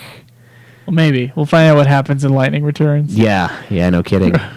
Alistair also says, on a scale of 1 to 10, how would you rate the Kitty Clock Feral Link? I'm gonna go 11 on that. Excellent. Sure. Did you even use the feral links in this game? Yeah, I did. I used them quite a bit. That one's a DLC question. You can just skip it. It is. Oh, he does mention the slot machines in the main game, Serendipity. Oh, shit. That was a pain in the ass. I did get that done today. I got the trophy for getting 10,000 net, and it took a while. The game was playing itself, and I excitedly ran over a bunch of times during the recording of Nude Clan and was let down each time, but I did end up getting it, so I will get the platinum, and yeah, well, I'll let you guys know when that happens. I'll do the old segment that I haven't brought back in a long time, the post-game cleanup thing. Sure. This is one I'm going to have to do it for, because we both beat the game. Have you enjoyed the extra stuff that you played? We haven't really talked about extra stuff. So far, it's fine, yeah. It's just me going back, cleaning up missions and shit. 13 only had hunts, basically, right? And like items. Yeah, the hunts and the chocobo thing. Items. Oh my god, dude! The platinum grind for 13 was awful by the end. It was so bad. I was just doing the same thing over and over and over again. It was flashbacks to 10, but 10 took way longer. So. Oh wow! And I also in 10 I was grinding to go take on more enemies. In 13 I was not. I was killing the best enemies in like 5 minutes. So Justin points out that originally Final Fantasy 15 was part of the Fabula Nova Crystallis. Do you see the similarities between Yule and Caius and Luna and Arden? Yes, there are similarities, that's for sure. So, like, they're both Oracle people, Yuna and Yule. And they're both... Or Luna and Yule. Luna and Yule, and then Caius and Arden are immortal to a certain extent. Yeah, they're immortal, but obviously one... Arden... I don't think he has anything good in his heart. Yeah, he's pretty evil. But I also think Arden is probably a better bad guy. I do think Arden is a better bad guy. I feel like we got a lot more time with him. He's a little more fleshed out. But yeah, there's totally similarities. I mean, the big difference is that Caius doesn't kill Yule, but Arden most certainly kills Luna. So it is similar, and that's a good point to bring up. I am glad they moved away from the Fabula Novella Crystallis for this game, though. All right, so I think it's time we move on to listener reviews. We got a couple of those. Well, we got to touch the legacy as well. And then we got to go on to the legacy. Yeah. And our overall feelings. So let's get to them listener reviews. Alrighty. Oh, shit, dude. With the sequels, we've been doing Amazon reviews, too. Let's not rush it and do that right now. All right. I think we'll just have to skip it for today. For today, it's gonna be forever. We'll just have to remember next time that we do a review to do the second opinions. But we're getting second opinions from these people. All right. And let's talk about legacy after the reviews from the listeners. Okay. Do you want me to do the questions from us to you thing, or? Because we forgot to do it before. Why no? No. Well, we usually do it because this was the question from us to you last week. We don't do it on reviews. No, I'm saying we do the jingle. The jingle. We don't do the jingle. I swear to God, We've never did. done the question from us to you jingle on the reviews. Never. Whatever. Just go. Okay. All right. So we asked last week, what did you think of 13-2? Keep it short. And of course, Shinru said, "Fuck off." Let's dive into this. Sorry if Long Joe. Okay. I just really love this game. He just calls me Long Joe. He does. Yeah. It's his nickname. Good old Long Joe. He really loves this game. Been waiting a while for you guys to get to this. Tried to keep my review/story short as possible. Well, I don't really like the story, and graphics/details are slightly worse than FF13, and we have less CG cutscenes. I prefer the gameplay, combat, battle system, music, areas, and main villain in this 2.13. Because of that, I had a lot of fun with this game. There's a lot of exciting extra content, cool bosses, nice music, and I have to admit that after FF9, I haven't felt like FF had a good final boss fight and good final boss music in a while. FF10, FF10-2, 12, and 13 left me disappointed in that department. I swear that the final boss in 13-2 was the best final FF boss in a long time. There hasn't been an awesome final boss in a main FF series game that made me go, holy shit, wow, since like FF10, and that's more than 10 years ago. You fight 3 fucking Bahamut's at the same time. Yes, and they have an attack that can kill your highest party in one hit. Oh, here's one. Read an epic voice. This is my story. So I've been playing through 13-2 and having fun with it. Got to the final dungeon and didn't bother to grind much, and my characters were underleveled, like both having 2,500 HP, which is very low. Also more than mine, by the way, because you should have 4,000 to 5,000 HP at this point. Anyway, get to the final fights, and they were a little hard, but nothing too extreme. So I was like, oh, more easy final boss fights like FF13, which didn't give me a hard time at all, and I just died like 2 to 3 times and beat the final bosses easily. Then I beat Caius, and I'm transported to dark space. I see a dragon, and I'm like, oh, 1 Bahamut. Shouldn't be tough. Then there are 3 Bahamuts. My hands grip the controller. The music starts, and I literally yell, oh shit, out loud. I started fighting like there was no tomorrow, and take out 1, and then take out the 2nd, and damage the 3rd a tiny bit, but then they get revived. Yeah. And I have fucking bullshit to take them out again. I wasn't paying attention to the certain countdown notices, and Jet Bahamut gigaflared my party into oblivion. I tried this battle like 35 times over the period of 6 hours. Jesus Christ, dude. Yeah, that's pretty sick. I started getting mad. Said for the first time he's fighting an awesome FF fight, so we just started to enjoy it and learned the move. So I would not enjoy that after 35 times. He had a sort of Stockholm syndrome, episode here. Okay. So he says, then finally, after trying so many times, I decided to put everything I had into the fight. I was in full sync, or what many call the Zen state, with the game. That's how I felt like I was on the final one. I was like, I fucking got this. Yeah. Okay, if a pin dropped behind me, I felt like I could have turned around and catched it in midair before it bounced a second time. I feel like my reflexes were at 200%. My body was shaking. My mind was fully attentive. I gripped the black DualShock 3. Like it was my life support. Every time I attacked, I yelled, "Take that!" And when I got hurt, I screamed, "Oh shit, no!" Finally, I had so many blood wounds that my two characters only had 700 HP, and I couldn't heal them anymore. The fight had gone on for like 35 minutes. Jebahamut had only a little life left, so so did I. One more strong attack, and I was dead. Then I saw the ominous countdown timer.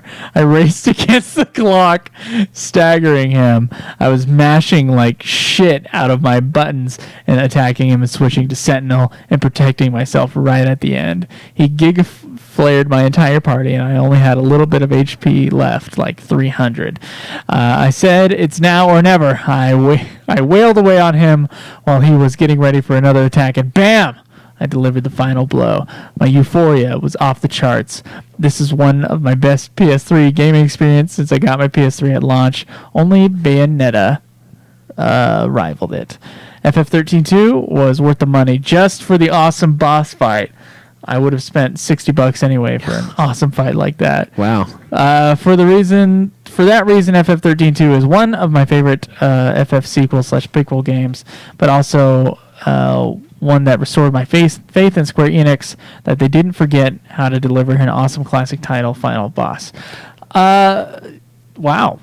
That's surprising, Shinro. That's surprising you had to do that fight 35 times. Yeah, I know. I thought you would have been better than I guess that. he said he was underleveled, so. Yeah. I was too. I just went ahead and grinded. Yeah, I didn't, because I didn't want to do the Caius fights again. Not that they were that tough. I just was like, They were much easier after I did those things. Yeah, I'm sure they were, but I just felt like there was a tactic I was missing, and then when I found it, I just went for it. So, Alistair says 13-2 shouldn't exist, but I'm kind of glad it does.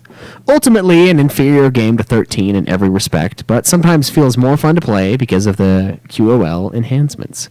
Story is completely contrived nonsense. Oh hey, Snow managed to time travel too, but Caius makes a better villain to watch than Bartandless.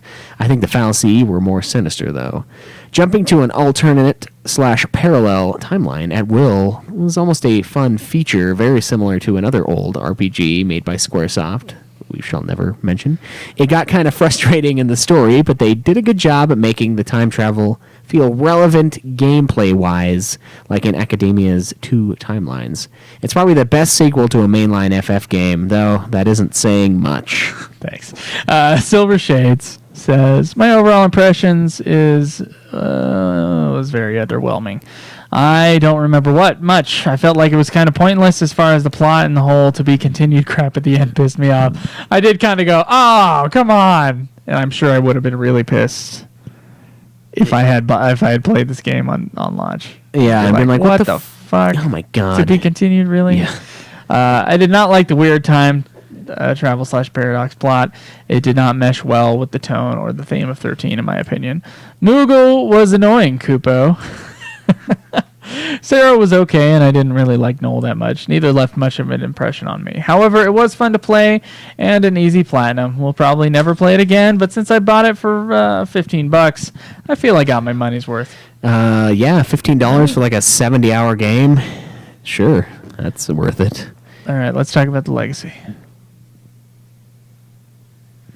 The legacy of 13-2, Schweiss. Well, we can see what the legacy is by the reviews we got. We can. We only got 3. And it seemed like, I don't know, obviously one of them didn't like the game very much, or at least didn't think it was that great. Yeah. I know we have other listeners that love the 13 trilogy, though. Yeah. Who didn't put their thoughts down. I kind of, before we started playing this game, I had an impression of this game that, like, the gameplay at the very least was going to be better. Yeah. Which it, in my opinion, was. It was, I thought it was... More refined version. A more refined version of a really great battle system that 13 had. And so I really enjoyed the gameplay in 13 too.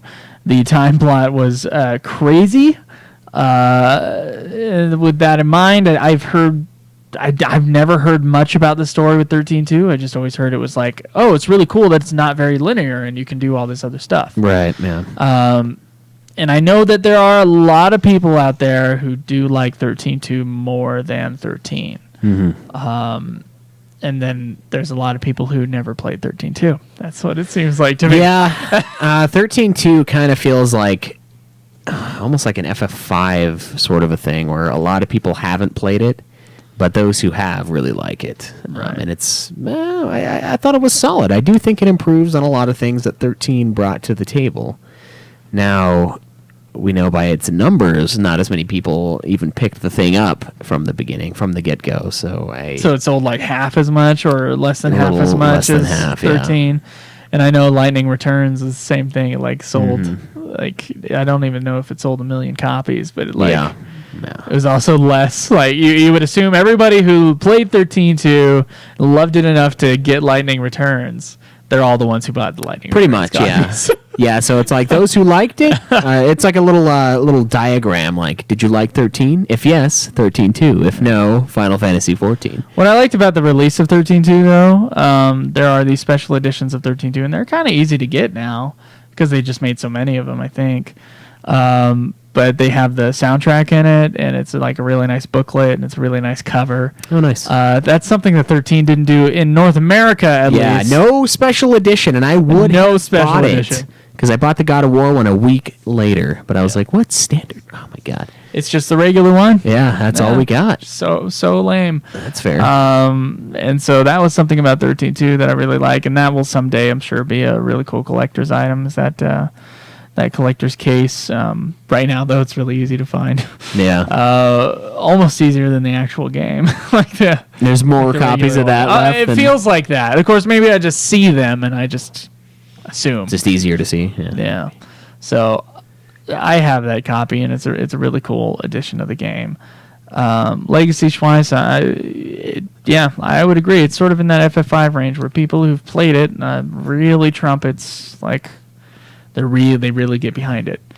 Yeah, the gameplay especially, that's where it also echoes Final Fantasy V's love. Really solid gameplay. I think it improved on a lot of things than 13. I don't know if I completely agree with that final statement there. What do you think the legacy of the game is for FF players?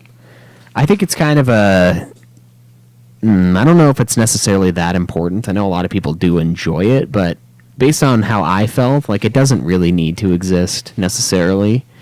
I'm okay that it does, and I enjoyed my time in the game, but as far as continuing the story of 13, it doesn't... I don't know. It goes about it in a really weird way, so I think it's one that... I think it's a game that not everybody's really interested in playing. I mean, 13 has kind of a... is kind of a black mark on the series for a lot of players, and I feel like that might be why 13-2 is maybe not as popular of a game, because the fans after 13 was released really started to revolt against it after a little bit, and 13-2 is very similar to 13 in some of the things they complained about with the battle system and shit like that, the style of it. I don't know, I think it's kind of a mixed bag for Legacy. I think there are a lot of people who say that this game is better than 13, so the legacy is strong with a lot. But I know there's a lot of Final Fantasy fans that haven't played this game, so I don't know how strong it truly can be if it doesn't have the pull. And in many ways, like the last review that we read, obviously there's some players who don't think it quite stacks up to 13. And it's like Time Plot is like from left field. Yeah. It doesn't really make sense as a sequel, and I can see that viewpoint as well. So, Schweiss, overall, what did you think of 13-2? I thought it was fun. I enjoyed the game. I think it's worth the... I probably paid like $12 for it on Amazon. It's been worth that so far. The battle system's super fun. Grinding out the trophies is challenging. There's a lot of challenge modes. I'm excited to get into the DLC content that I haven't touched yet. Excited to talk about those optional fights and those optional little story arcs for Saz and a couple other characters I noticed when I downloaded it. I think as a sequel, it holds up fairly well. I mean, it's a lot more acceptable to me than 10-2 as far as continuing the story of 13 versus 10-2 continuing the story of 10.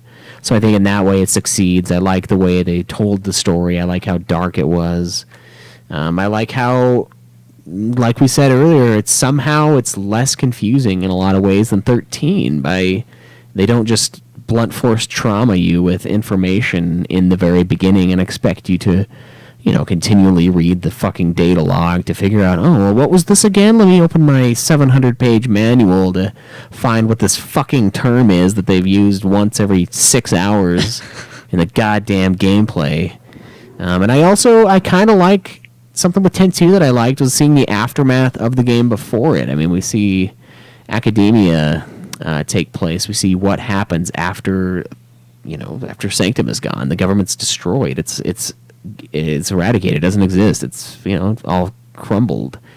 I thought that was kind of cool. It wasn't super explored necessarily. I mean, we do get to see what happens when you go a little too far with the tech when it just kills everybody. But overall, it's fun. I think it was a good game. It's worth our time, and all I can say is I hope 13 the Lightning Returns battle system is fun. I've heard there's some changes. Yeah. It looks like 10-2 is what it looks like to me. Great. Okay. I thought in many aspects 13-2 is an improvement to 13. I enjoyed it as a standalone game. I liked playing it. I thought the time plot thing was fun. It's not like a super in-depth, amazing story. Yeah, but it's not shit either. It's not shit. You're right. It's not shit. And so, as a game, like if you played 13, if you beat 13, go ahead and play 13 too. I don't think it really ruins the ending of 13 or anything like that. I think 13 is obviously, it's still a standalone. This sequel doesn't really affect 13 too much. Mm-hmm. Gameplay wise, I think is the best thing. Exploring the little mini games in between the time periods, all the things you can collect if you wanted to get lost in this world. The gameplay is the thing that's really hitting hard for me. It's like something that was made the game worth playing. Yeah, I mean, grinding out that 100 preemptive strikes in a row trophy. I got some great monsters, and this is like a medium tier area that I was grinding it out in because they're not very they're pretty slow enemies, so that's where I chose to do it. And I was coming across some beasts that are really solid, so like that part of it's really cool, like looking at a fucking enemy and being like, man, have that little dude with the siren on his head would be pretty sick. Those guys are fuckers. You remember finding 2 of those in 13 where they're just like healing each other all day, and you're like, oh my god, this is so bad. Yeah, I remember that, and I was like, you're coming along for the ride, buddy. Come along with me. Yeah, so there's a lot to do. Serendipity's kind of cool. There's fun little mini games. I haven't done the chocobo racing yet, but I know I have to. Yeah, there's a lot of cool things. A lot of things going for 13-2. Okay, so here's the final part of our review, Schweiss. We have to do our rankings. Mm-hmm. And this is going to be on the Fabula Nova Crystallis rankings. Okay, so we have 13. So we got 13 and we got 13-2. Now, you did the review, so I'm going to go ahead and do my rankings first. Okay. And I had to think about this real hard, because 13 has some serious flaws in its storytelling. And also, I would say because 13-2 has better gameplay aspects, that it's hard not to rank 13-2 above 13. But even then, 13 kind of has like these big, huge moments. Like I was saying, sort of the epic feel, or the thing that's like quintessentially Final Fantasy about 13, not really present in 13-2, being this sort of smaller, crazier story. Right. Oh, crazier in different aspects. Also, graphically, I think 13 is still a better looking game, if not just slightly. Mm-hmm. It's not like it's a big knock on 13-2. And music-wise, I personally think that 13's soundtrack, it doesn't have the cool Chocobo theme, admittedly. I think 13's soundtrack is much better than 13-2's. But all those flaws in 13's story, it makes 13-2's story shine. And I like the simplicity, and I love the gameplay. And so now, because of all the epic aspects that are missing, it hurts me to say this, and it's really close to me, for me. But for the first time, I'm going to put a sequel above the first one in these Final Fantasy playthroughs. I am going to rank Final Fantasy 13-2 above Final Fantasy 13. Okay. Okay. All right. Shit. They're tied. Tie. No rank. Hey. NA. You can't do that. Yeah, I can. No, okay, so a lot of what you said I agree with. 13 was difficult to grasp. There's a lot of shit going on. It is a more epic, larger scale, very grand as far as the scale goes, but 13-2 is more fun. Now, the thing is I can see myself going through both of these games again, just as a quick run-through. But if I were to play one of them, I would probably do 13-2 again. I did enjoy it more. I like how I could grind my way out of an area. I could go capture a monster that I really want to use, level it up really quickly early on, and then just steamroll the game. I like the different variables ahead of me. And because of that, I think I'm going to do the same. I'm going to put 13-2 just barely above 13. 13 is a good game and all, but there are a lot of flaws, and the battle system in 13-2 is just better enough to make it an overall more endearing experience for me. To me, it's like it's not even just that. It's like the little game in between the time periods. It's like I think that might be the thing that pushed it above. Yeah. I loved it, man. I did. I did too. And you know what? They're really close to each other in my mind, though. Like, it's really hard for me to put 13-2 above 13. It's like they're basically the same. And like, I love both games in their own respect. They obviously have problems. Yeah. But I do think 13-2 is more fun as a game, and since the stories in both aren't necessarily the greatest, at least 13-2's doesn't take forever about it, right? Right. It doesn't pull the super dramatic, little ding ding ding ding ding. Yeah, every single time, and like every time you get to something, and it's like light yet really dark at the same time, and I don't know. I think it works. It works well, and all right. Well, if it ruins the I end of 13, I didn't expect you to rank it above 13. Yeah. Yeah, that was really odd for me. It's tough, but I like the darker tone of the story, and the gameplay is a little better. I think the monster thing is like one of the coolest things this game has going for it. It's like, it's way awesome. There's, you have 2 party members, but now you get a third one that's a monster that you get to choose, and you can level him up too and make him like beast mode, and I don't know. I thought that was way cool, and that's something that I wanted to get into in 10-2, but I just didn't care for it in 10-2 at all. No. I was not interested in the 10-2 one, but 13-2's it was a lot of fun. It was a lot of fun playing around with that and seeing just what combos I could come up with. It was enjoyable. Well, shit, man. Are we done? I think so. I think we're done. I don't think we have anything else left. Well, thanks for playing 13-2 along with us, guys. We'll be working on Lightning Returns next. Make sure to go to ultimatefinalfantasy.com and find out all of our shit there. And thank you very much to our Patreon donors for supporting the show. You can tweet me at Joseph DeGolier. Me at UFF Podcast. Make sure to use the phone line 385-204-3921, 385-204-3921. Leave a message, leave an intro, whatever you want. Check out our other shows. Godzilla Podcast. Great show. It's about Godzilla. It's great. Nude Clan Podcast. It's another video game show that we do that's not talking about Final Fantasy. Usually. Well, actually, it is for a few minutes. We do sometimes. Usually it gets mentioned once a day because, well, we're playing Final Fantasy all the time.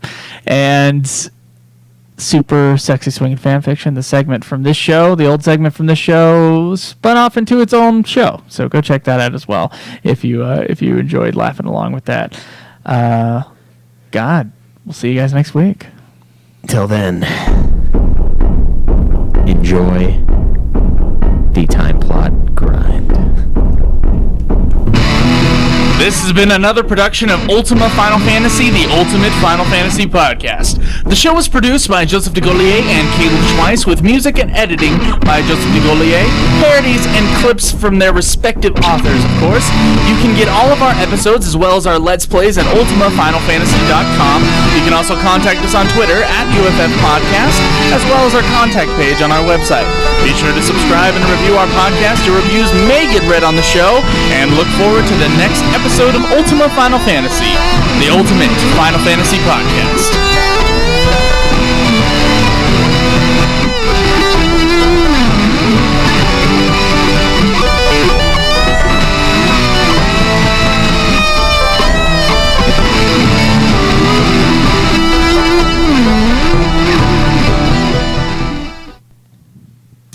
Well, damn. It seems so recent that we did a review. Yeah. Only 1 month. Because it was. It's crazy. Didn't take forever on it, so. True, but I have a lot more left ahead of me. I don't know if I'm going to get 13-2 started this week. Or 3. Lightning Returns. Yeah. I don't know. We'll see. We'll see. That Asteria is looking... looking mighty fine. It's just looking. Because So. I don't know a goddamn thing about that game, so... Well, you can't stream it. I know that. Yeah, that's Blocked. that's kind of a downer for me, because I was, like, ready. Yeah, because now you're staying here where you can stream. Yeah. All right, guys. Thanks so much for hanging out with us on Twitch/YouTube, wherever you're getting this episode. We really appreciate the support. And shoot, we'll see you guys. I'll probably stream the DLC chapters to 13.2, so keep an eye out for that. But until I get to that, I'm going to just do off-cam grinding because it's fucking boring. It is so boring. So we'll see you guys again next week.